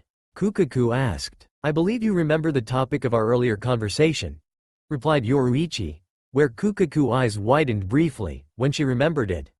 "So that him, huh?" asked Kukaku, where Yoruichi just nodded. "Naruto, please let Ichigo go, as we don't have the time for this sort of thing," said Yoruichi. Naruto of course did what his mother asked and let Ichigo go and allowed him to get back, where the two of them glared at one another. "Excuse me Yoruichi-san, but who exactly is this person?" asked Uryu. "This is Naruto, he is an ally, and like you Ichigo, he is Shinigami as well as a shinobi," replied Yoruichi, as she kept the part about Naruto being her son a secret. "A shinobi?" repeated Chad, as he wasn't sure how to respond to that. "Wait, you mean, like all those cool black suit-wearing guys in the movies, who live in shadows and attack people?" answered Orihime with excitement, as she knew a lot about shinobi, from all the martial arts films that she watched with Tatsuki. "Not exactly, you see Naruto here comes from another world which is parallel to yours. In this world, the shinobi are very different and much more powerful than those you would see in movies. For you see the shinobi of Naruto's world use a unique power called chakra, which grants them powers and abilities that rival those of a Shinigami," answered Yoruichi. Naturally, after hearing this, Ichigo and the others were surprised, but they quickly recovered, where Uryu decided to ask a question. "If this is true, then why have we never seen or heard of these shinobis before? As I said, Naruto's world is separate from us and is unaware of the Soul Society existence. The only reason Naruto is here is because he has the powers of a Shinigami," explained Yoruichi. "Okay fine, I get that, but if that's the case, why the hell didn't you mention him sooner? And why did you want him to stay out of this mission?" Ichigo asked. "I am afraid I can't answer that question right now, Ichigo," But I can assure you there was a good reason why I wanted Naruto to remain hidden, replied Yoruichi. After which she then gave her son a glance, who just nodded stating he understood why she kept him in the dark about their mission to save Rukia. Annoyed slightly by not getting any answers, Ichigo turned to Naruto. So are you strong? Strong enough, replied Naruto. Well then how about you and I go at it here and now and see how strong you really are, said Ichigo with an evil-looking grin as he pulled his sword out, as he was eager to deal some payback on Naruto. Your funeral, retorted Naruto with his own grin. Kurosaki-kun.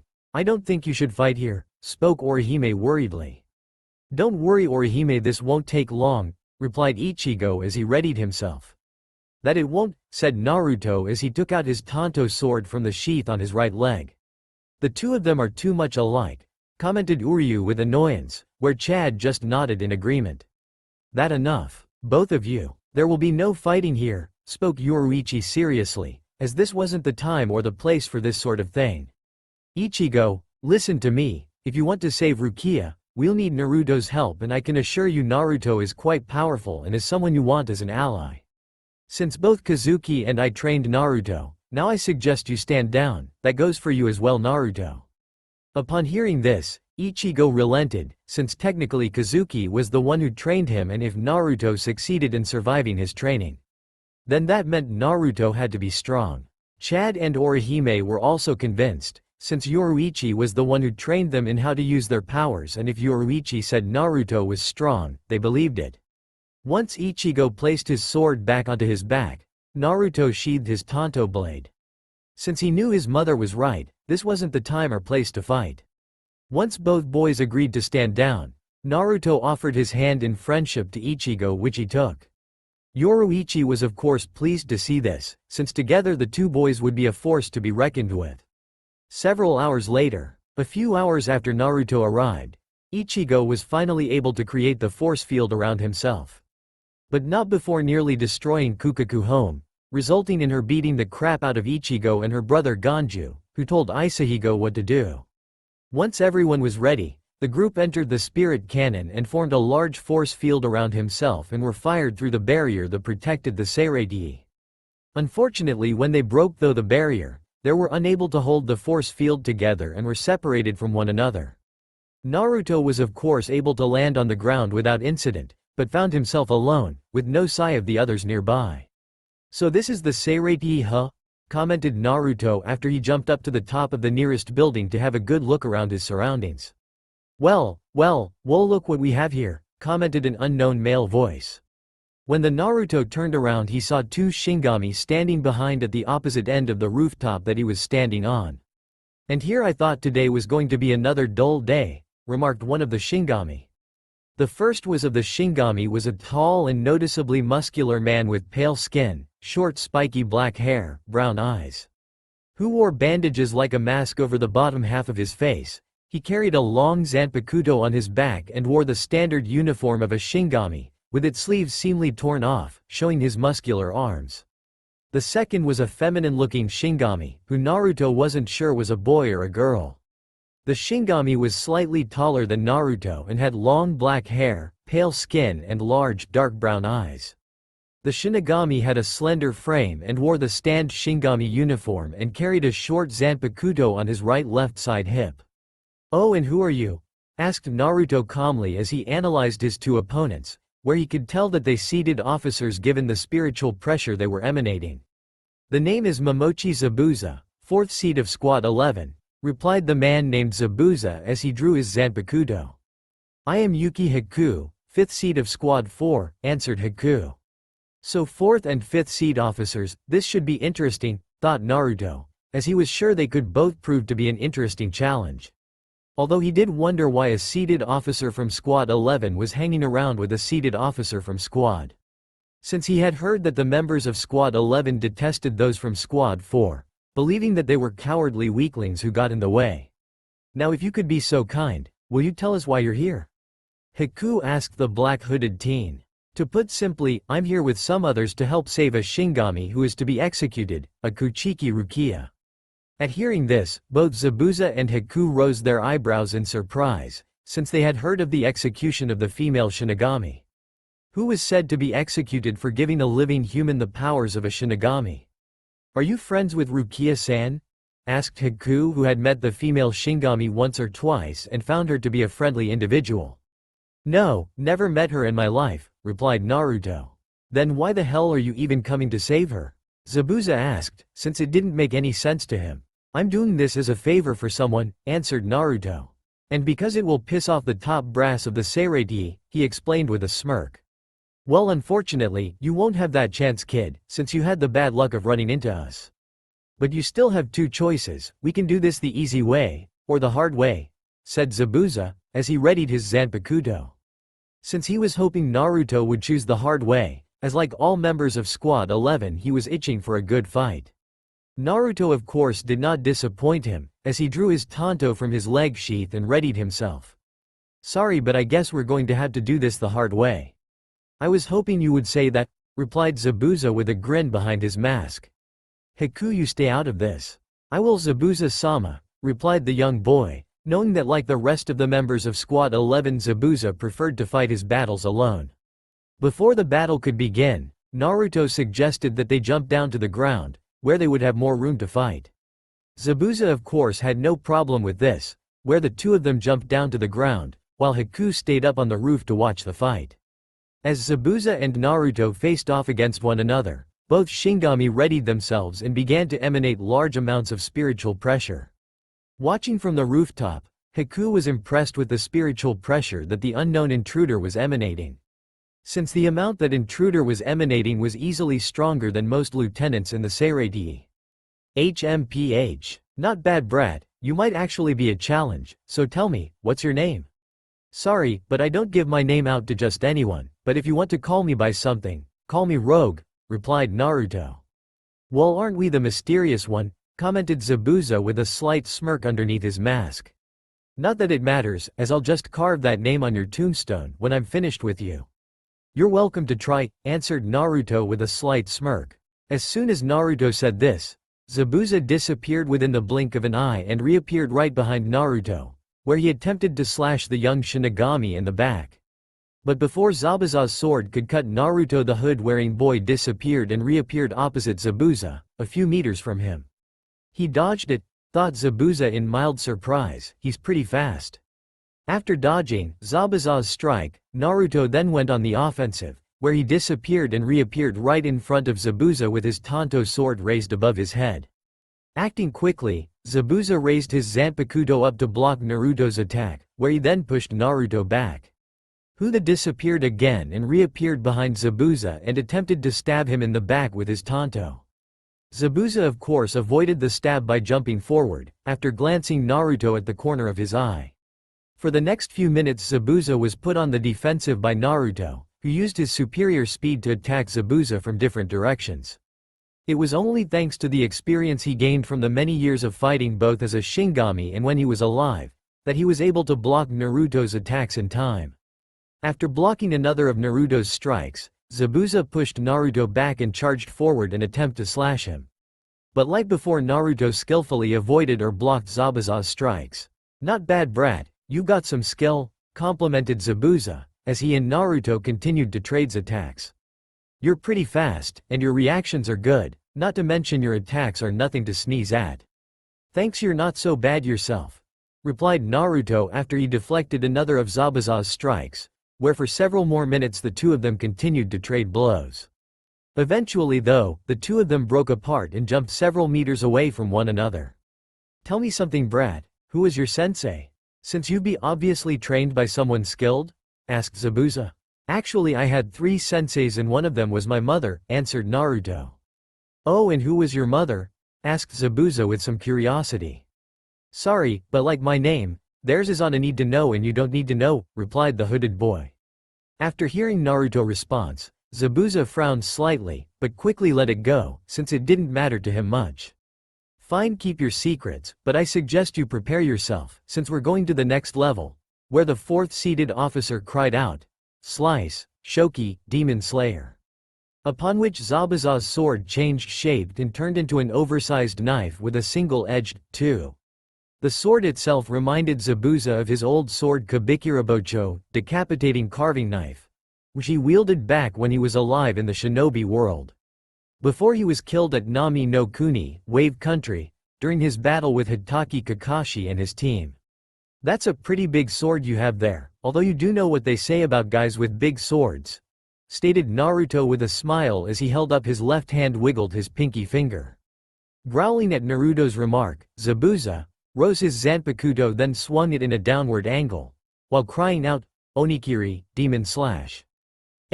As soon as Zabuza swung his blade, a massive red wave of spiritual energy erupted from Zabuza's sword and flew towards Naruto at incredible speed.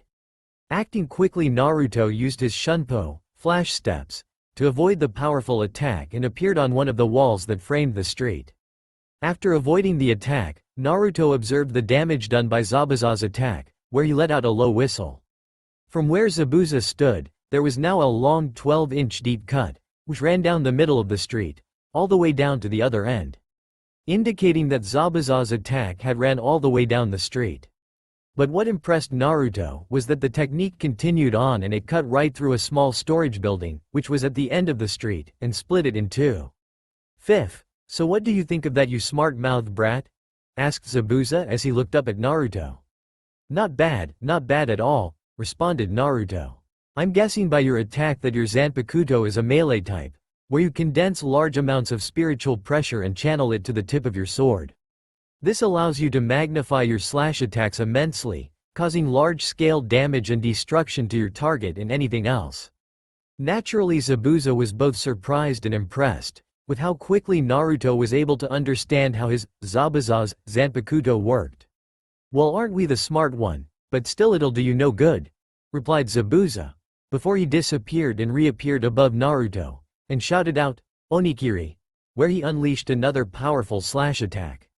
Naruto of course quickly evaded the attack again, using Shunpo, where the only damage done was to the wall he had been standing on. He then reappeared behind Zabuza and delivered a powerful kick to his back, causing the man to fall to the ground. Luckily though, Zabuza was able to recover himself before he hit the ground, where he landed on his feet. But as soon as he landed on the ground, Naruto appeared once again in front of the man and attempted to slash at him with his tanto. Zabuza of course quickly lifted his giant sword up to defend himself, where he was just able to block Naruto's attack in time. But as soon as he had blocked Naruto's slash, the dark hooded boy delivered a powerful kick to Zabuza's chest, causing him to skid backwards several meters away. The kick of course took the wind out of Zabuza for a moment, but it didn't take him long to recover, where as soon as he did, he found himself having to raise his Zanpakuto up again to defend himself, when Naruto appeared in front of him again, in an attempt to slash him. Zabuza naturally blocked the slash and pushed Naruto away, where he tried to hit Naruto with his Onikiri. But like before, Naruto avoided the attack. Missed again, no brow, you should try a new thing they call aiming, it actually helps, mocked Naruto. You damn cheeky brat, I cut you in two, cried Zabuza angrily, as he sent another large wave of energy at Naruto. Avoiding Zabuza's attack again, Naruto reappeared up in the air above Zabuza, sloppy, very sloppy, yesh. They'll make anyone a seated officer these days. Growling again at Naruto remarks, Zabuza swung his blade several times, creating a dozen or so flying energy blades, which Naruto avoided yet again, using his Shunpo to yet again avoid Zabuza's attack. Stop moving around, pant, and hold still, you damn pest, cried Zabuza angrily, as he started to pant a little, since using his Onikiri so much was starting to wear him down. Tisk, now why would I do a silly thing like that, commented Naruto, as he leaned against a ruined building a few meters behind Zabuza. Since if I did that, you never get any better. Aragon, cried Zabuza angrily as he spun around and swung his sword again and sent a large wave of energy at Naruto, who disappeared before the attack could hit. Panting heavily, Zabuza looked around for Naruto, and as he did, he suddenly realized Naruto's plan. He was purposely aggravating him, Zabuza, so that he would waste all his energy on trying to hit the young teen. Since the hooded boy knew that Zabuza's attacks took a lot of energy to use, and the more Zabuza used them, weaker he becomes. Hey, nice try brat, I see what you're up to, you're trying to rile me up so I would wear myself out and make it easier for you to take me out. But it won't work now, since I'm onto your little plan. Well, if that's the case, commented Naruto from unknown place, before he reappeared behind Zabuza and kicked him in the back. I guess I'll have to do things the hard way. For the next few minutes, Zabuza was forced on the defensive, where Naruto used his high speed to his advantage, where he kept attacking Zabuza from different directions, leaving him little chance for a counterattack. It also didn't take Zabuza long to figure out that Naruto was also making sure that he couldn't use his Onikiri. Since by attacking him from multiple directions, Naruto prevented Zabuza the time he needed to gather his spiritual power for his attack, while at the same time made sure that he did not become a stationary target for Zabuza to aim for. As the fight continued, Zabuza became covered cuts from all of Naruto's attacks, most of which he barely avoided. His Shinigami uniform was in an even worse state, where it was in tatters and top portion of it was on the verge of falling apart. Knowing he needed to finish this fight quickly, Zabuza came up with a plan, whereafter he blocked another of Naruto's attack with his giant sword. The former mist swordsman angled his blade so that his sword would reflect the light of the sun right into the eyes of Naruto, temporarily blinding the young man. Zabuza then kicked the blinded Naruto several meters away and then channeled a massive amount of his spiritual power into his Zanpakuto, where he intended to finish this fight with one last attack. Once he gathered enough power, Zabuza roared out, "Onikiri," and swung his sword down, where a massive wave of red energy erupted from the giant sword. As the massive attack flew towards Naruto, destroying everything that stood in its way, the hooded boy finally regained his sight and didn't look the least bit worried when he saw the attack coming at him. In fact, he stood his ground and didn't even try to avoid the attack. Just when the attack was about to hit him, Naruto simply said, "Bakudo 81. Danku, way of binding number 81, severing void."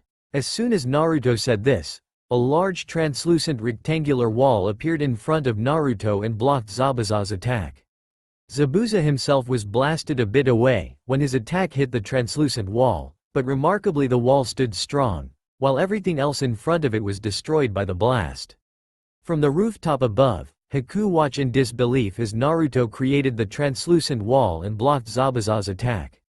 "Impossible, that's a level 81 Kido spell," thought a shocked Haku, as he remembered seeing his division captain Hana using that spell once before, to block a hollow attack. How could he skip the incantation for Danku and still stop Zabuza-sama's attack? Not even lieutenants are skilled enough to do that, only captain class or Kido masters. Shit, the brat knows Kido as well, thought Zabuza, as he slowly picked himself up, after being blasted away by his own attack, where he received several large burns on his body. But just as he got back on his feet, another Naruto appeared behind him and cried out, "Bakudo 63. Seijo Sabaku, way of binding number 63 locking bondage stripes." After which the other Naruto generated yellow energy in the form of very thick rope from his right hand and sent it toward the Zabuza. The energy rope then entangled itself around the Zabuza's arms and body, completely immobilizing him. Once Zabuza was bound up by the energy rope, the originally Naruto then deactivated his Danku spell, where he used his Shunpo to appear directly in front of Zabuza, with only a few meters separating the two of them. Zabuza of course tried to struggle out of the energy rope, but found that it was too strong for him to break. When the real Naruto appeared in front of him, he was of course surprised, since he had thought that the Naruto that had him bound up was the real Naruto. But when he saw the two of them, he realized the other Naruto was clone. Could he actually be from our world? If so, how can he use ninjutsu? Thought Zabuza, since after dying and arriving in the Soul Society, both Haku and Zabuza learned that they were unable to use any of their ninjutsu. "I'm afraid this is where it ends, Zabuza," commented Naruto, where he then held up the palm of his hand said, "Hado 33. Sokatsui, way of destruction number 33. Blue fire, crashed down." After which a large blast of blue energy erupted from Naruto's palm and flew towards Zabuza. But before the attack could hit, Naruto suddenly heard someone cry, "Hado 31. Shakuho, way of destruction number 31. Red fire cannon." After which, two crimson spheres of energies appeared from above where it destroyed the Naruto clone, while the second intercepted Naruto's Sokatsui blast and caused a large explosion. This forced both Naruto and Zabuza who was freed from him binds when the Naruto clone was destroyed, to jump away. Soon after, the smoke from the blast started to dissipate and Naruto saw Haku standing next to Zabuza in the now ruined streetway.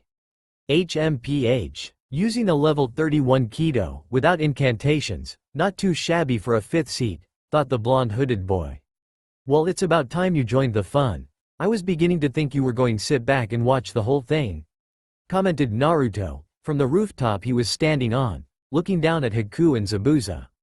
Haku, what the hell are you doing here? I told you I handle this myself, said Zabuza angrily. Forgive me Zabuza-sama, but I could no longer sit back and watch, as this person is no ordinary individually, replied Haku.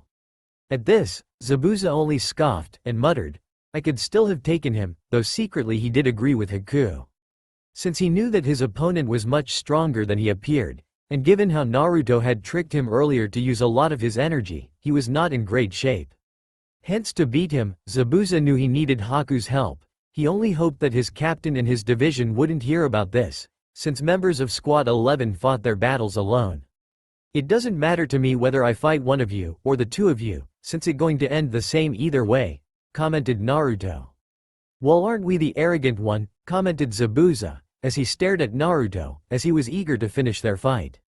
I prefer the term confident, no brow, replied the hooded boy. If I may, before we engage in battle, there are several questions I would like to ask you Rogue-san, spoke Haku.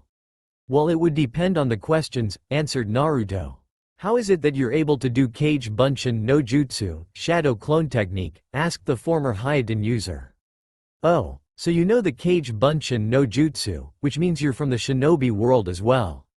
Yes, both Zabuza-sama and I are from the same world, which you're clearly from. Now can you tell us how you're able to do ninjutsu? Asked Haku. Well, like you said, I'm from the shinobi world, but unlike either of you, I did not die, since I'm still alive. Answered Naruto. Then how is it that you've the powers of a Shinigami? Asked Zabuza, since he didn't think it was possible for a living person to have the power of a Shinigami.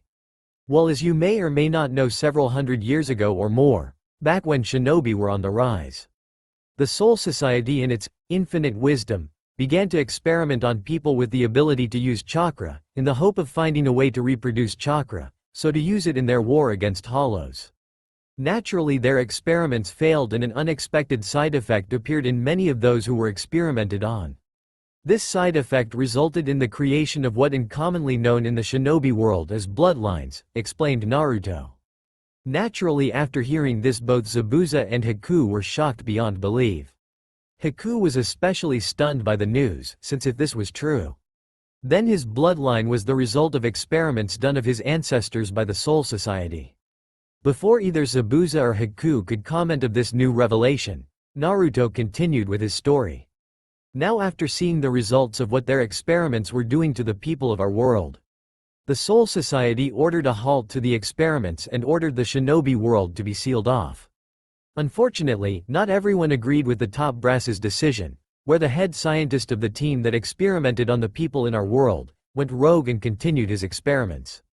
But unlike last time, he went for a different approach. This time, he attempted to give a shinobi the powers of Shinigami, thereby creating a shinobi-Shinigami hybrid. A shinobi-Shinigami hybrid? Repeated Zabuza in disbelief. I didn't think such a thing was possible? So that means you are the result of that scientist experiments, stated Haku. Give or take a couple of dozen generations. If that's the case, then this should get very interesting, commented Zabuza as he readied himself. At this, Haku just nodded, where he then drew his Zanpakuto out and said, Dance, Hyuchu, Icicle, after which his Zanpakuto began to glow and two pearl-white curved katanas appeared in his hand. 3. Woo! Whistled a clearly impressed Naruto. Now that's interesting, you're a dual-blade type user. Naruto of course knew dual-blade type Zanpakutos were extremely rare, which said a lot about the uniqueness of a person who had one. According to Naruto's information about the Seireitei, there were only 3 Shinigami with dual-blade type Zanpakutos. But after seeing Haku, it was obvious that his information was either incorrect or simply out of date. Before we get started, can you tell me when you both became Shinigami? Asked Naruto, since he was curious how he had never heard about these two. We joined the Seireitei about a year and a half ago, although we arrived in the Soul Society a year before that, where we trained ourselves to awaken our Zanpakuto powers," answered Haku. This of course both surprised and impressed Naruto, since to rise up 4th and 5th seat, in little over 2.5 years was no small feat. It also explained why he never heard of them, since by the earliest his information on the Soul Society was about 3 years old. "Well, it seems I've clearly been underestimating you both, a mistake I won't make again," replied Naruto, as he readied himself. After which both Haku and Zabuza used Shunpo and disappeared right before Naruto's eyes. Zabuza of course quickly appeared right above Naruto's head and attempted a powerful downward slash on Naruto, who easily avoided the slash, using his own Shunpo, where Zabuza's sword just cut through the wall Naruto has been just standing on. "Too slow, no brow," said Naruto, as he reappeared in mid-air away from Zabuza. But as soon as he said this, a fountain of blood burst out of Naruto's chest, along with a white blade. When Naruto looked back he saw Haku standing behind him, with a sorrowful look on his face. "Please forgive me for the pain I've caused you." But as soon as Haku said this, Naruto faded away, where the next thing Haku knew, he heard Naruto's voice from behind him. "Not bad, but still, there's not chance in a million years that I would fall for a Shunpo that's sluggish and that predictable," said Naruto before he delivered a powerful kick in Haku's back, sending him flying to the ground. Luckily though, Haku recovered from the kick, right before he hit the ground and landed on his feet, where he then disappeared and reappeared right next to Zabuza. Once Haku reappeared next to him, Zabuza stared up at Naruto with a slight frown. Even though he and Haku weren't master in Shunpo, neither of them were amateurs in using it. Haku himself was skilled enough that he could keep up with a lieutenant, hence it made the former mist swordsman wonder how fast their opponent really was.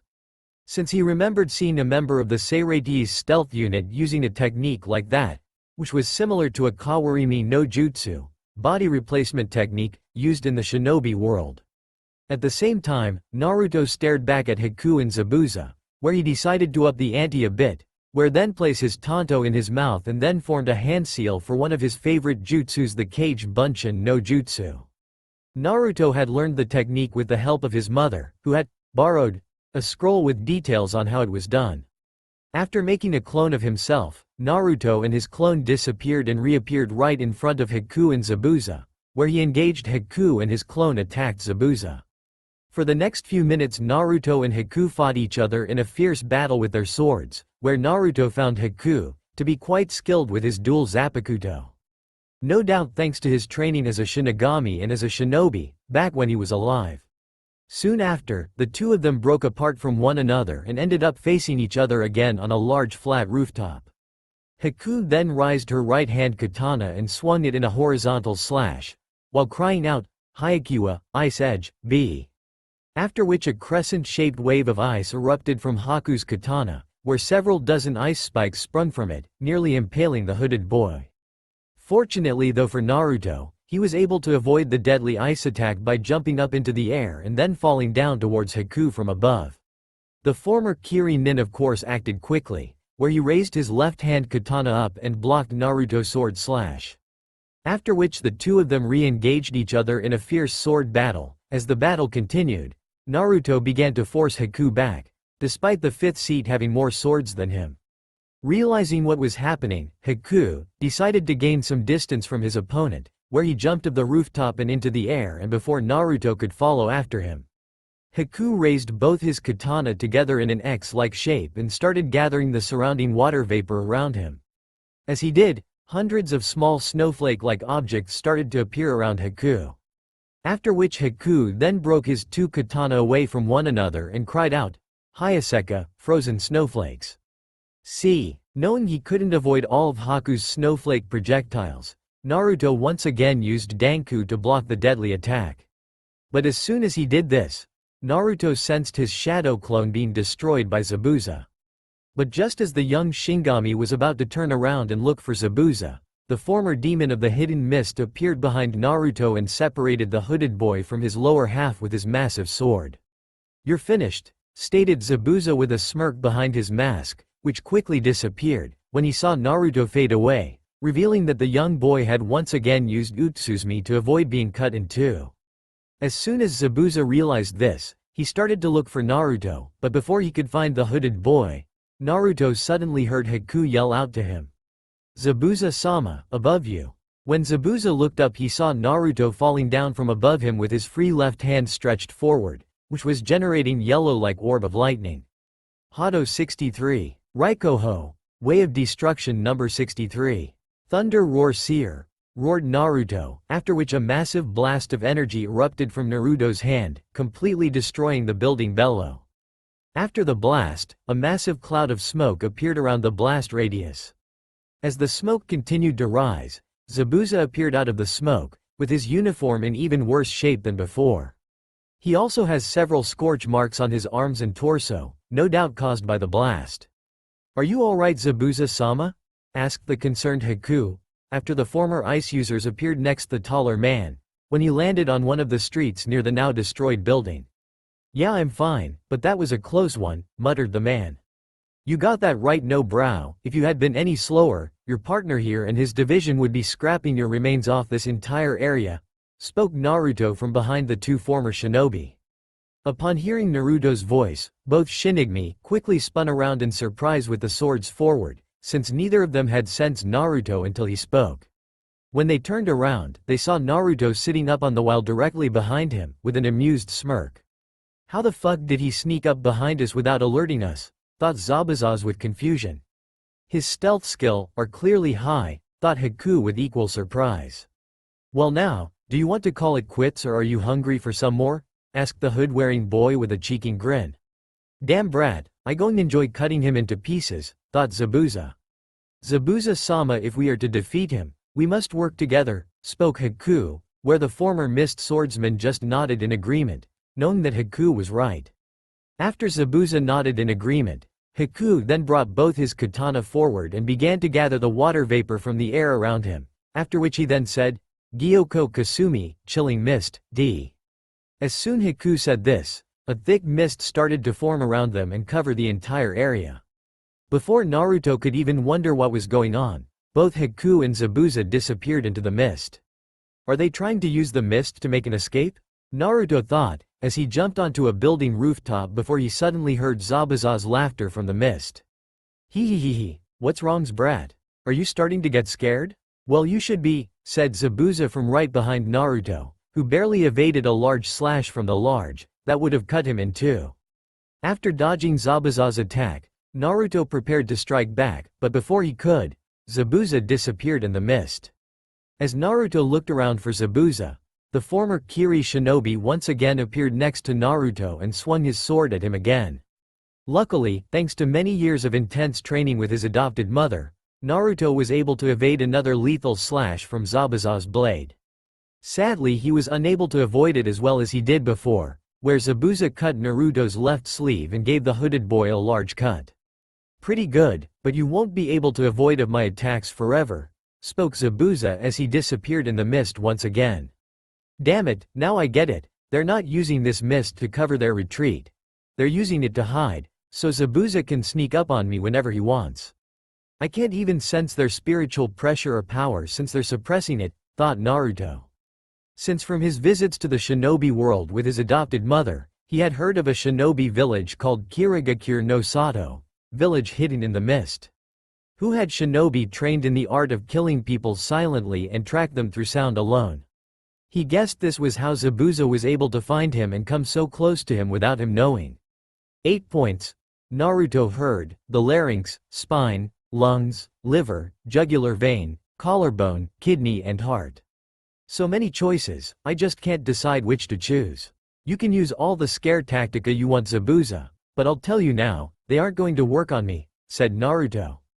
Pity, fear can often be a good thing, answered Zabuza from the mist, before he appeared to Naruto's right side. Fortunately, Naruto was able to glimpse Zabuza appearing on his right, where he spun around and blocked Zabuza's giant sword with his tanto. But only just barely, as he struggled to hold Zabuza back, but eventually, thanks to all the physical training he had gone through with his adopted mother, Naruto was eventually able to push Zabuza back. After being pushed back, Zabuza once again disappeared into the mist, before Naruto could strike back. Damn it, what's happening to me, thought Naruto, as he was barely able to block Zabuza's slash in time, where his reaction time was becoming sluggish and his body was becoming numb.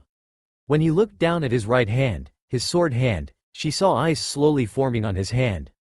Shit, it's this mist. Not only does it hide both Zabuza and Haku from me, but it is also slowly freezing me, Naruto thought angrily. Knowing that the longer he stayed in this mist, the worse his situation would get. Naruto decided it was time to go to the next level. After sheathing his Tanto blade and freeing his hand from the ice, Naruto then went behind his lower back and took out his Zanpakuto, where he then spun it in his hand for a moment before gripping it tightly. To be honest, Zabuza, I never expected that I'd need to go this far, but it seems that you've both forced my hand. Now you and your partner Haku are going to have a taste of what I'm really capable of, said Naruto. After which his eyes began to glow electric blue, along with one of the gems on his sword handle, where he then yelled out, "Let the heavens tremble and fall before your might. Rayo, Thunder King." After which, a massive amount of spiritual pressure and power erupted from Naruto.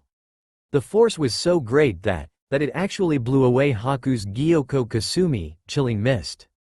As soon as the mist was blown away, Naruto could finally see both Haku and Zabuza, who were opposite him, 2 buildings away. Both Shinigami were of course trying to shield their faces with their arms from the massive shockwave that was erupting from the spiritual pressure and power coming from Naruto.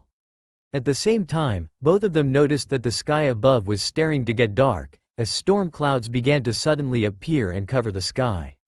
"This is nuts. How can a brat like him have this much power?" cried Zabuza angrily, as the power he was feeling right now was clearly at the level of a captain, which made the man wonder just who the hell Naruto was.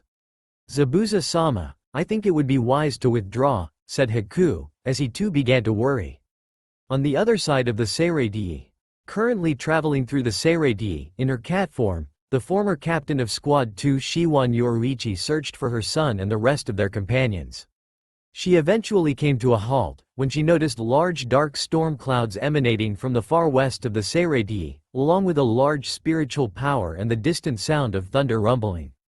Yoruichi of course did not have to guess who was causing this, since she recognized the spiritual signature and the signs of Naruto activating one of his Zanpakuto spirits, Rayo. Upon seeing this, Yoruichi became concerned at Naruto activating his Zanpakuto, since she knew for her adopted son to awaken his Zanpakuto. He was either in trouble or wanted to finish a fight quickly. As she raced in the direction where she sensed Naruto's power, she could only hope that it was the lesser of the two, since she was unsure if Naruto could win if he went against one of the 13 captains. Especially some of the more senior ones like Kyoraku and Yukitaki, or worse Aizen or one of his followers. "Please be alright, Naruto," thought the woman. With Naruto. Soon enough after releasing his Zanpakuto, Naruto's spiritual power and pressure started to recede, although still remained strong, where both Haku and Zanpakuto were having some trouble breathing. Even though his spiritual output has reduced, his spiritual pressure is still intense, thought Zabuza, as he kept his guard up and stared at Naruto, who was emanating a blue aura-like power and was holding a completely different sword from before. Naruto's new sword was a long katana with a circular-like guard with small lightning bolt-shaped points surrounding it. The sword itself is about 1.8 meters long, 6 foot long, making it taller than Naruto himself, and was emanating small bolts of lightning. So that is the released form of his Zanpakuto, thought Haku as he eyed the sword wearily. At the same time, Naruto looked down at his Zanpakuto and smiled, as seeing Rayo in its release form reminded him of when he first learned Rayo's name and awakened its power. Flashback several years ago. For the past 2 hours an 8-year-old Naruto had been running around the underground training area avoiding blow after blow from the former captain of Squad 12 Urahara Kazuki, who was wielding his own Zanpakuto, Benihime, Crimson Princess, in its release form. Panting slightly, Naruto glared angrily at his surrogate uncle, who had the same annoyed smile on his face. Now Naruto-kun, don't be like that. Glaring at me won't help you learn you Zanpakuto's names, said Kazuki with an amused tone. The goal of this training was of course to knock his uncle bucket-like hat off. But sadly this proved to be more difficult than Naruto originally thought, where all his attempts met with utter failure. Eventually Naruto was put completely on the defensive, where the best he could do was to run around and avoid Kazuki's attacks. Damn it, how am I supposed to knock that stupid hat of his off, when I can't even get close to him? Naruto asked angrily inside his head. This is pathetic, am I really this weak and helpless? About time you realized it, spoke a familiar male voice from inside Naruto's head. Inside Naruto's mind. After hearing the familiar male voice from inside Naruto's head, the young blonde suddenly found himself standing atop a massive mountain. Surrounded by dozens of smaller other mountains on all sides, as far as he could see. When he looked up, he could see the vast blue sky, which had a few white clouds in it.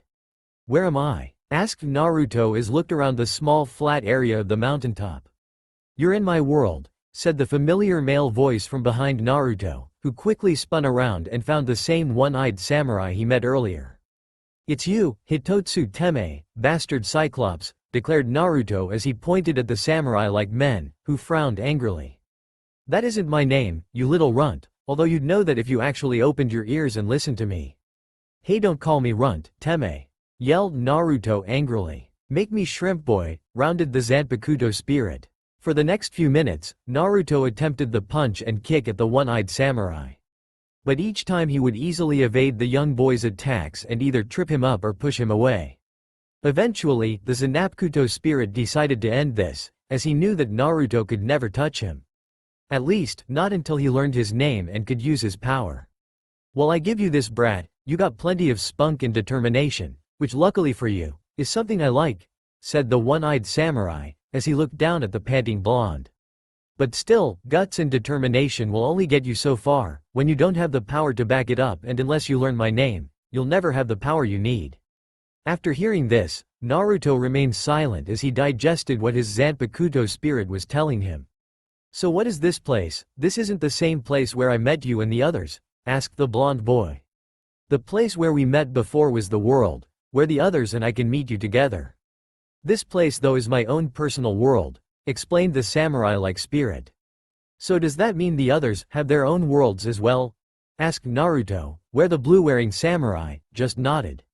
What do I have to do to use your power?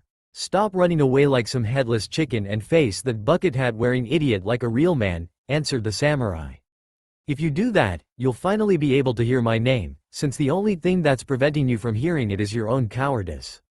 But once you man up and face him, call out my name and you'll wipe the smirk off that idiot.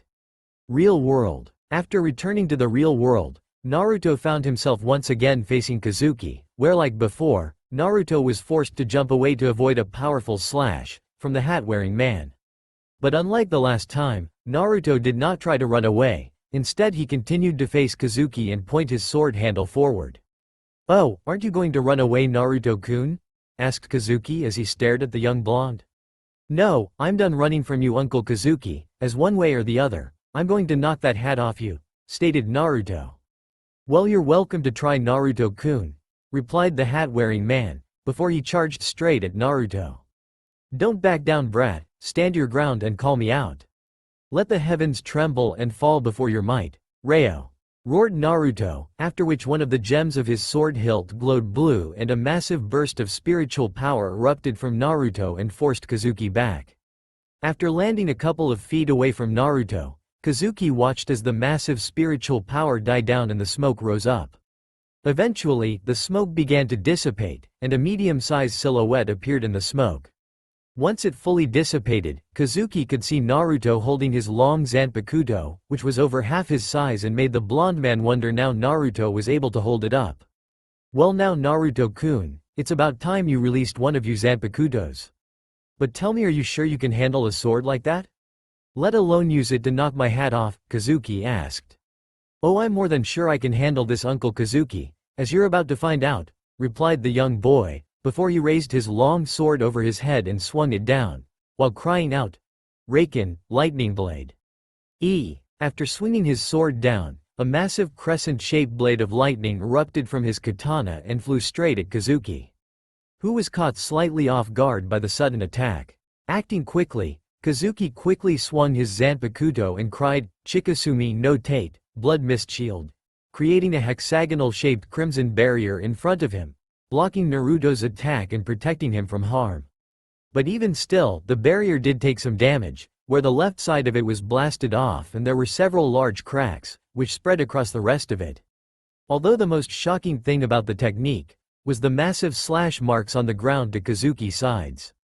That was caused by Naruto's attack, when it was split in two after being blocked by Kazuki's Chikasumi no Tate, but was still strong enough to cut a nearby boulder in two, which was to Kazuki's right.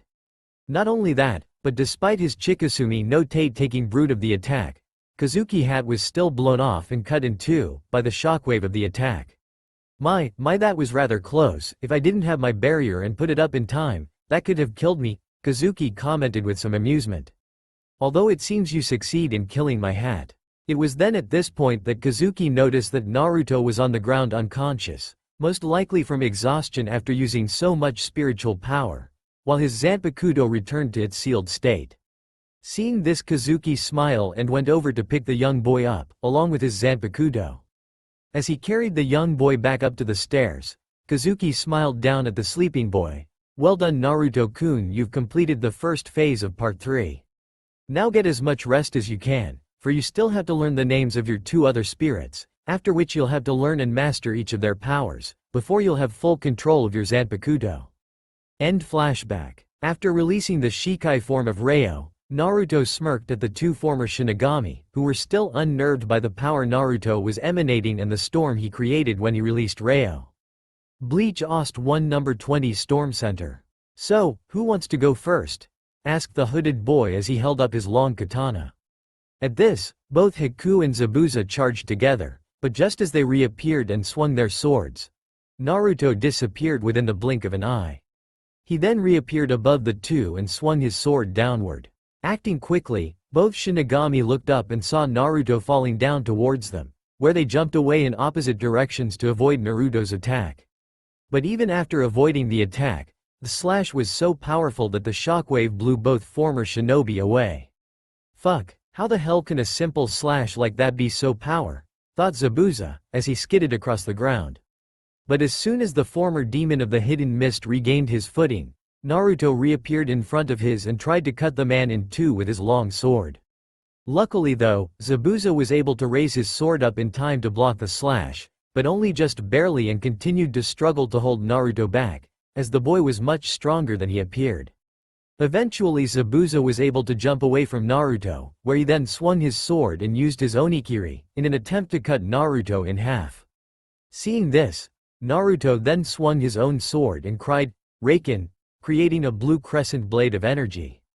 Within seconds the two attacks clashed, caused a massive explosion that destroyed the street and most of the surrounding buildings, leaving a large crater. The blasted was also powerful enough that it blasted both Zabuza and Naruto away, where Zabuza slammed his back through a wall. Shit, that attack was just as powerful as my onikiri, said Zabuza as he slowly picked himself. At the opposite end of the area, Naruto appeared on the rooftop of another building, as unlike Zabuza, he had been able to maintain control over himself and avoided being sent through any buildings or walls. Once he appeared on the rooftop, Naruto started to look around for any sign of Haku. He of course quickly found the dual sword user, where Haku appeared above Naruto and attempted to slash at the hooded boy with his dual Zanpakuto. Sensing danger, Naruto immediately rolled forward and out of the way, avoiding being cut into pieces by Haku. After which he then spun around, swung his sword again to create another Raken, which nearly cut Haku in half. Who only avoided the slashing attack by using Shunpo, although was unable to avoid it completely, where he received a large slash on his right side. But before Naruto could take advantage of the injury that his attack inflicted on Haku, Zabuza appeared on left Naruto's, where he once again attempted to cut Naruto in two. But as soon as he swung his Zanpakuto, his sword was stopped by some kind of lightning shield, which surrounded Naruto. After which the lightning then traveled down Shoki and into Zabuza's body, causing intense pain to his body and forced him to pull away from Naruto. "Arage, what the hell was that?" cried Zabuza, as he struggled to stay on his feet and hold onto his giant sword. "It's called Denkeiho, lightning discharge, F. And as you can guess, it's created by discharging the lightning created by my sword throughout my entire body, giving me an instant defense, which can block most attacks, including physical one," explained Naruto. You could say it's my ultimate defense, since as you just found out, not only does it block attacks, but it can also cause severe damage to anyone who makes direct contact with it. After hearing this, Zabuza growled angrily, since this made it even more difficult to fight Naruto. Soon enough though, Haku rejoined Zabuza, after he treated his injury, where together the two once again attacked the hooded teen. For the next few minutes, Naruto fought the two seated officers in a fierce sword fight, where they forced the rogue Shinigami to be on the defense.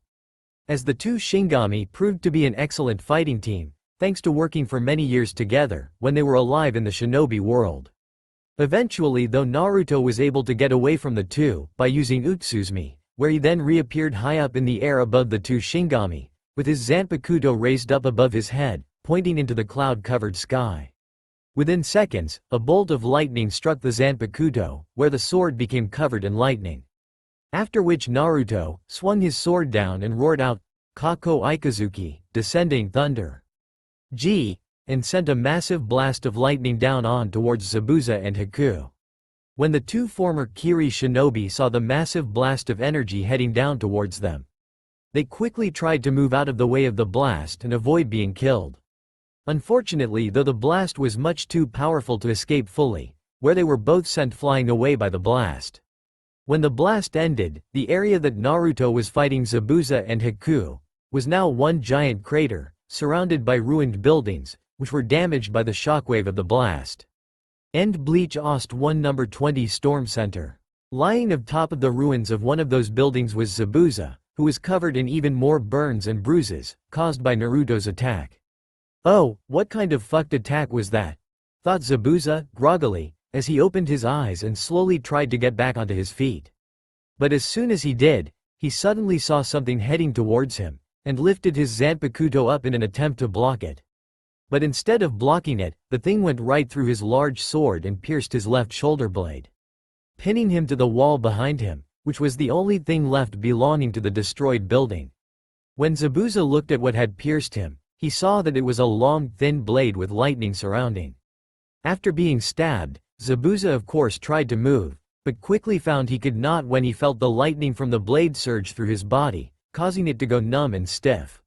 When Zabuza looked up, he then saw Naruto appear in front of him, holding the long sword in his right hand. "I wouldn't try to move if I were you, no brow, since as you can guess, the lightning from my Zanpakuto causes the muscles in your body to go numb," explained Naruto. "Making it impossible for you to move, not to mention if I wanted to I can move my sword and cut you into pieces."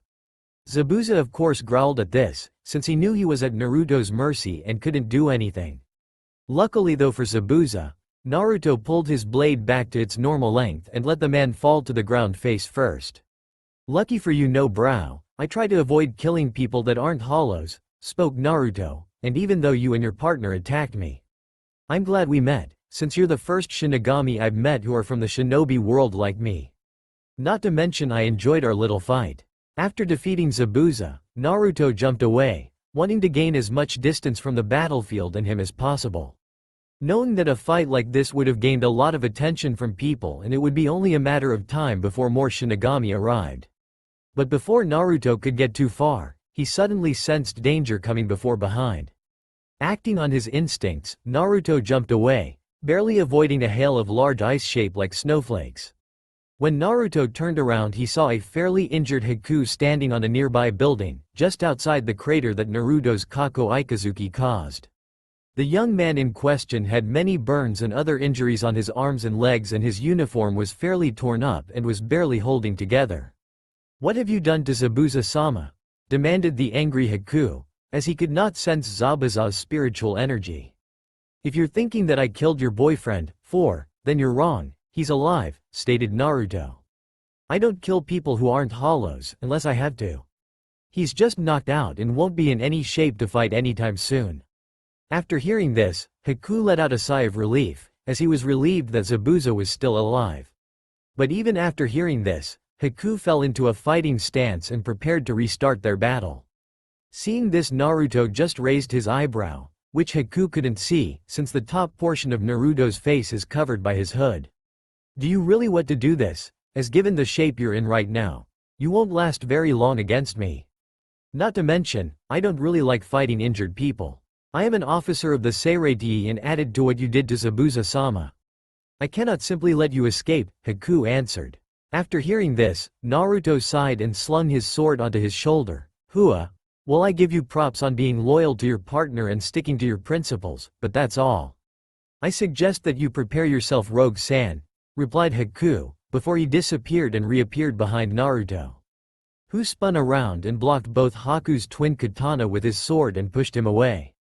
Haku then quickly jumped up into the air and used his Zanpakuto to create another wave of ice-shaped snowflakes and fired them at Naruto. Seeing this, Naruto then used his Denkiho technique to shield himself from the wave of ice-shaped snowflakes. After which he then brought up his sword and pointed it at Haku and cried, Reiso, lightning spear. Where his blade then extended forward at high speed and pierced Haku's chest. But just when Naruto thought he had won the fight, Haku turned white and then shattered into ice, revealing him to be a fake. Seeing this, Naruto then started to look around for where the real Haku went and quickly located him several meters behind him. Nice little trick there. My guess is you developed that trick from your knowledge as a shinobi, back when you were still alive. Correct, I call it Kori Kawarimi, ice replacement, Haku replied, before he stabbed both his katana into the ground and cried, Bikuya, Arctic Night, J. After which the ground Haku began to freeze and expand outward. This can't be good, thought Naruto as the ice field began to expand further outward, freezing the buildings and anything that it touches. Seeing what Haku's technique was doing, Naruto quickly jumped up into the air to avoid being frozen. After which, Naruto then swung his sword to create a powerful crescent-shaped blade of lightning from his sword, which flew towards Haku at great speed. Acting quickly, Haku used Shunpo to avoid the massive flying blade of lightning and appeared in front of Naruto, where they once again clashed swords with one another. For several minutes, Haku and Naruto fought each other in midair with their swords, each trying to get an opening to exploit. Eventually, Naruto found an opening and delivered a sharp kick to Haku's side, followed by a sharp elbow to Haku's back, which sent the young Shinigami crashing to the ground. After hit the ground, Haku struggled to get back onto his feet, as thanks to the injuries he suffered from fighting Naruto, along with his now draining spiritual power. Haku realized that he had just about reached his limit. At the same time, Naruto landed right in front of Haku, with only a few feet separating them. I think we've reached the end of our battle, Haku-san. Your spiritual power has reached its limit and you're in no condition to keep fighting, said Naruto, as he stared at his opponent, who was panting heavily and struggling to keep standing. I would not, be so sure, of that, Rogue-san, replied Haku, where his shunpo up into the air and he lifted both his swords into the air above his head to form a X-like shape and then began to draw on all his remaining spiritual power for one final attack. As Haku was gathering his spiritual power, Naruto could feel the air beginning to grow colder and snow began to fall from the sky. What the hell is he up to now? Thought Naruto, as he looked up at Haku. After gather all the spiritual energy that he could, Haku then swung his twin swords down and cried, Hakuha, white wave. After which a gigantic wave of snow and ice appeared out from behind the buildings in front Naruto and fall towards the hooded blonde. This is the end for you, Rogue-san, declared Haku. I wouldn't be so sure of that, Haku, cried Naruto as he gathered a massive amount of spiritual energy into his Zanpakuto and rose the long katana up into the air, before swinging it in a downward slash, while shouting out, Raken. After which a massive crescent-shaped blade of lightning erupted from his katana and flew through Haku's avalanche, splitting it in two and causing it to fall apart. Impossible, cried Haku, in shock, at seeing his strongest attack being cut in two. Before he could recover from his shock, Naruto appeared, behind Haku, using his shunpo and delivered a powerful strike in the back of the young man's head, with the back of his, Naruto's, sword, knocking him out, causing him to fall to the ground. With Haku and Zabuza now dealt with, Naruto then deactivated his Zanpakuto, where it glowed white and returned to its sealed form. Upon which Naruto then put away his now sealed Zanpakuto and disappeared in a blur. Soon after, a large number of Shinigami arrived at the scene to assist the injured and unconscious Haku and Zabuza and search for the individual responsible.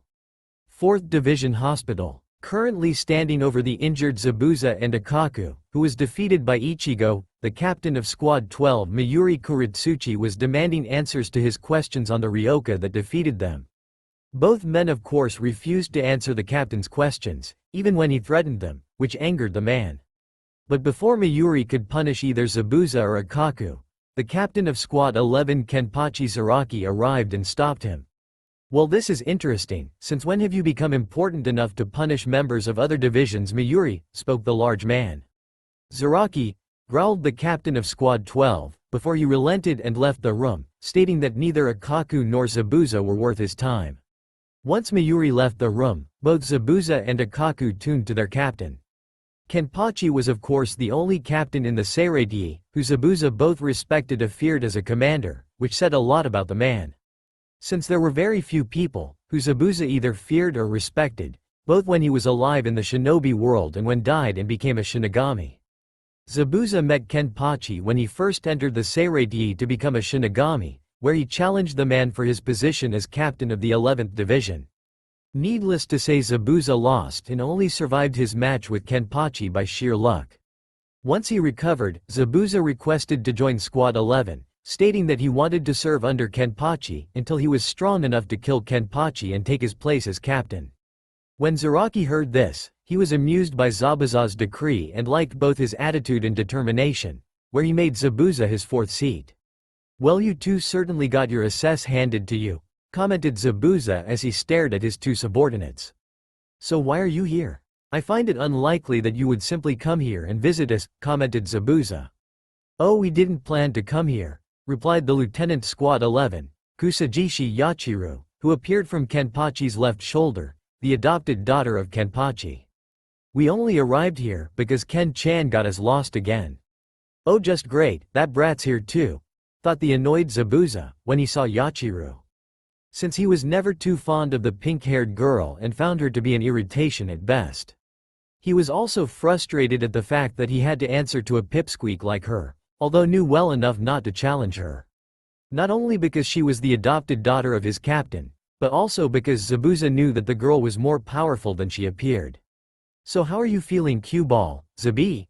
asked Yachiru, calling them by the nicknames she gave them. "Stop calling us that," growled both men angrily. "Oh, so what should I call you too? Q-Ball and Zabi Wabi, or Q-Ball and Zabi Wabi Wo?" Yachiru asked, infuriating both men even further. Thankfully though, before things could get out of hand, Kenpachi spoke up. "So tell me, is it true? Were two of you defeated by two of these Ryokas?" At this both men nodded, where Kenpachi then asked them if they were strong, where both Zabuza and Akaku nodded again, stating that both their opponents were very strong. For the next few minutes Akaku went on to tell Kenpachi about his battle with his opponent named Ichigo and gave him a description of Ichigo. After hearing everything about Ichigo, Kenpachi grew excited at meeting the orange-haired boy, where he then turned to Zabuza. "And what can you tell me about the one who defeated you, Zabuza?" "There's not too much I can tell you," replied Zabuza. "Like the guy Akaku fought, he's a Shinigami. He wears a long black hooded trench coat that covered his head. He's about average height and is highly skilled in Kido, where he is able to perform high-level Kido without incantations." Kenpachi was of course not impressed by this, since he disliked Kido and found it a tool of weaklings and cowards. But before he could comment on this, Zabuza continued with his description of Naruto. "He's also extremely fast and skilled in using shunpo and is much stronger than he appears and possesses spiritual power at the level of a captain. He's highly skilled in sword fighting and carries a short tanto blade on his right leg and carries an unusual zanpakuto that takes the form for a sword handle when in its sealed form." "What exactly does his zanpakuto do?" asked the spiked-haired man, as despite the fact that Naruto was a Kido user, he was becoming intrigued with Naruto. "It's an extremely powerful lightning-type zanpakuto that can disrupt the weather when released and can cause massive damage to the surrounding area," answered Zabuza, after which he went on to describe his battle with Naruto. When Zabuza finished, Kenpachi became even more excited at the idea of facing someone like Naruto. Since he was impressed with how Naruto completely overpowered both Zabuza and Haku, as he knew how strong both were. Haku in fact was the only member from the 4th Division that was respected by the members Squad 11, not counting Unohana. Since Haku had showed the members of Squad 11 that he was no weakling and was someone to be respected and in some ways feared. "Do you know his name and where he's heading?" asked Kenpachi, hoping to know where to find the hooded boy. "Not really, since he refused to tell me his real name. He just told us to call him Rogue. As for where he's heading, I'm not exactly sure. But he did say that like the Ichigo guy that Akaku fought, he was trying to save that Rukia girl. So your best bet would be to head to the same place where that other guy is heading." At this Kenpachi just nodded and was about to turn around and leave the room, but was stopped when Zabuza spoke up. "There's something else you so know, Captain." "And what's that?" "It seems that the kid I fought is from the same world as me, the shinobi world," replied Zabuza, which caused his captain to raise his eyebrow. "Also it seems that unlike Haku, me, or the other Shinigami from our world, he is still able to use chakra and use jutsu. He calls himself a shinobi-Shinigami hybrid and I'm certain he'll give you a tough fight, should you find him." After hearing this, the captain of Squad 11 raised his eyebrow even further, as he knew a good bit about shinobi and their abilities, thanks to Zabuza.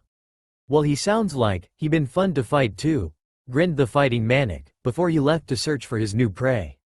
First Squad's barracks. Currently gathered at the barracks of the 1st Division, the lieutenants of the 13th Court Squads were gathered together for an emergency meeting. Once the majority of the lieutenants of the 13 squads had gathered, the 3rd seat of the 4th Division, Ayamura Yasukika, stepped forward to make his announcement. "Ahem. Thank you all for coming so quickly. Now here is the latest situation report to the recent Ryoka invasion. Squad 11's 3rd seated officer, Madarame Akaku-sama, 4th seated officer, Momochi Zabuza-sama, 5th seated officer, Ayasagawa Yumachika-sama and Squad 4's 5th seated officer Yuki Haku-sama. All high-ranked officers have left the battlefront due to serious injuries. We are currently investigating the injury status of all squads. But from the reports we've received, it seems that Squad 11 has been basically annihilated." After hearing this, all the lieutenants in the room were stunned, since Squad 11 had the reputation of having the strongest and fiercest fighters in the Seireitei. Hence to hear that the entire division had been virtually wiped out was shocking to say the least. "What, that's impossible," spoke the lieutenant of Squad 3, Kira Izuru.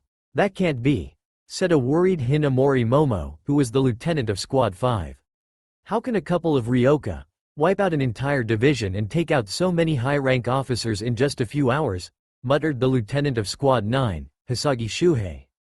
"HMPH. Looks like Squad 11 isn't so tough after all," scoffed the lieutenant of Squad 2, Omeda Marichio, as he picked his nose. "We have, so far, confirmed 4 Ryoka. 2 of which are said to have taken one of our 4th squad members as a hostage and are headed this way. The 3rd person, who is responsible for defeating Squad 11's 4th seated officer, Momochi Zabuza-sama and Squad 4's 5th seated officer Yuki Haku-sama is also believed to be heading in this direction as well. But unfortunately, we've been unable to locate any of them or sense their spiritual power. Hence their exact location at this moment is unknown," explained Yasukika. This of course made many of the lieutenants worry, since not knowing the location of an invading enemy was a dangerous thing. "Well, in any case, we need to collect more intelligence," stated Katetsu Izan, the lieutenant of Squad 4. "That reminds me," spoke Iba Tetsuzaemon, the lieutenant of Squad 7. "We haven't heard or have been able to locate a Kanzaka Jirobo, the 4th seat of my squad, in a while. He was last seen in Block 20 in the West Quarter, but since we haven't heard from him, I'm guessing he was defeated as well. Isn't that the younger brother of the West Gate gatekeeper Akanzaka Jidanbo?" asked Squad's 10 Lieutenant Matsumoto Reinaku, where Tetsuzaemon just nodded in acknowledgement. "Damn it, what the hell is going on here?" asked Izuru angrily. "Fifth, every single one of them is worthless," scoffed Omeda. "Which reminds me, where the hell is the new girl? Isn't she supposed to be here for this meeting? Cut her some slack, Omeda, as unlike you she doesn't scarf down food all day. Captain Yukitaki was taken ill again and she has had to take charge of her squad again. She's probably just running late," defended Reinaku. "Yay, well, even still, she is the new one here, so you think that she would have the decency to try and show up on time?" replied the overweight Shinigami as he picked his nose again. Hey, you wouldn't be talking about her like that, if she was here right now, commented Tetsuzaemon. WWH what? Are you saying I'm afraid of the bitch? Cried Omeda in outrage, as he puffed out his chest. Well, given how the last time you pissed her off, she beat the crap out of you and you were blubbering like an oversized baby, begging for mercy. It was JJ, just a strategy to get her to lower her guard, said Omeda as he tried to explain away what happened. Beside, I could have beaten any time I wanted to. I only let her beat me because I didn't want to embarrass her. Yay right, scoffed Rangaku, not believing a word from the lieutenant of Squad 2. It's true, cried Omeda. Huh, well if that's the case then, maybe we should tell her that. I'm sure she would be more than happy to give you a rematch, said Shuhei. At this remark, Omeda turned chalk white. Wait, there's no need for that, said the large man, as he waved his hands, since he had no wish to get on the bad side of the new lieutenant of Squad 13 again. Well then, if you don't want another beating from her, I suggest that you keep your fat trap shut for once, answered Rangaku, rather angrily, as she was in no mood for Omeda's blabbering. Hey, take it easy Rangaku, there's no need to work yourself you. Beside, this isn't the time for stuff like this, spoke Izuru, as he tried to calm his female friend down. As the lieutenants continued to talk amongst themselves, none of them, with the exception of Momo, noticed the lieutenant of Squad 6 Aburai Renji quietly leave the room. With Naruto currently jumping across the rooftops of the buildings of the Seireiji, a certain rogue Shinigami was making his way to Senzaiku, Palace of Remorseful Sin. Knowing that his mother, Ichigo and the others would all be heading in that direction as well, since he knew that was where they were holding Rukia until her execution. As Naruto jumped from rooftop to rooftop, he saw signs of Ichigo and the others making their way to Senzaiku, where every so often he saw or heard large explosions erupting from different ends of the Seireiji. But every time he got to where the explosion happened, Ichigo or the others were gone and all he would find were injured or unconscious Shinigami and destroyed walls and buildings. After jumping from another building and landing on a flat rooftop, Naruto's senses suddenly warned him of danger and told him to move, where as soon as he did, a blue flash of energy appeared out of nowhere and exploded on the spot that Naruto had just been standing in. When he landed on the edge of the rooftop, the hooded teen started to search for the unknown assailant who had fired the energy blast. As he looked around, Naruto suddenly heard a female voice cry out, Bakudo 62. Hyaparankan, way of binding number 6200 steps fence. After which 100 or so energy rods appeared out of nowhere and flew towards Naruto. Acting quickly, Naruto began to dodge the energy rods and using his tanto to deflect those he could not avoid. But as soon as he avoided all the energy rods, he heard the same voice from earlier cry out, Bakudo 4. Heinawa, way of binding number 4 crawling rope, where a yellow energy rope appeared and entangled itself around Naruto. But as soon as the energy rope wrapped itself around the hooded teen, Naruto faded away, revealing he had used Utsuzumi to escape the binding spell, which faded away with the Naruto afterimage. After avoiding capture, Naruto then reappeared in the center of the rooftop with his tanto sword still in hand. Not bad, I have to admit, you're pretty fast, spoke the female voice, before she appeared at the edge of the rooftop directly opposite Naruto. The person in question was a medium-tall woman, just slightly shorter than Naruto, with long red hair, which flowed down to her ankles, with strands that framed both sides of her face and a yellow clip that parted her hair to the left. She wore a standard Shinigami uniform and carried her Zanpakuto on her left side hip, indicating she was right-handed and wore an armband on her left arm, which showed that she was a lieutenant. I'm guessing, given your appearance, that you're one of the Ryoka that I've been hearing about lately, commented the female Shinigami. Yay, I'm one of them, although if want to call me something you can call me Rogue, replied Naruto with a small smirk. At hearing this, the woman just smirked, where she then slowly drew her Zanpakuto. Well then Rogue-san, if you'll be so kind, would you surrender to me, as there are some things that my superiors would like to ask you. Sadly I cannot, replied Naruto with a small smile, since I've a thing with authority, call it teenage rebellion or whatnot. I just can't seem to do what other people, other than my mother, want me to do. Besides I don't acknowledge the Seireiji's authority, especially Central 46's. Since as far as I'm concerned it filled with nothing but arrogant, overgrown, hypocritical windbags, who have their heads stuck up so far up their asses, that they can't see what's really going. Not even when it's staring at them in their faces. At hearing this, the red-haired Shinigami raised her eyebrow. Well, I can't say I disagree with you on what you said about Central 46. But still, I've got my orders and I have to take you in one way or the other. Naruto of course only scoffed at this, since this was another thing he hated about the Shinigami of the Soul Society. Most of them acted like blind obedient dogs that do everything their masters tell them to do without question, as if they had no minds of their own. Well, you gotta do what you gotta do, but before we begin, maybe you could tell me your name and what squad you're from. Since it's only common courtesy to introduce yourself after someone introduces themselves. My name is Uzumaki Kushina, Lieutenant of Squad 13. That's all for now. If you enjoy then please like, share and do comments.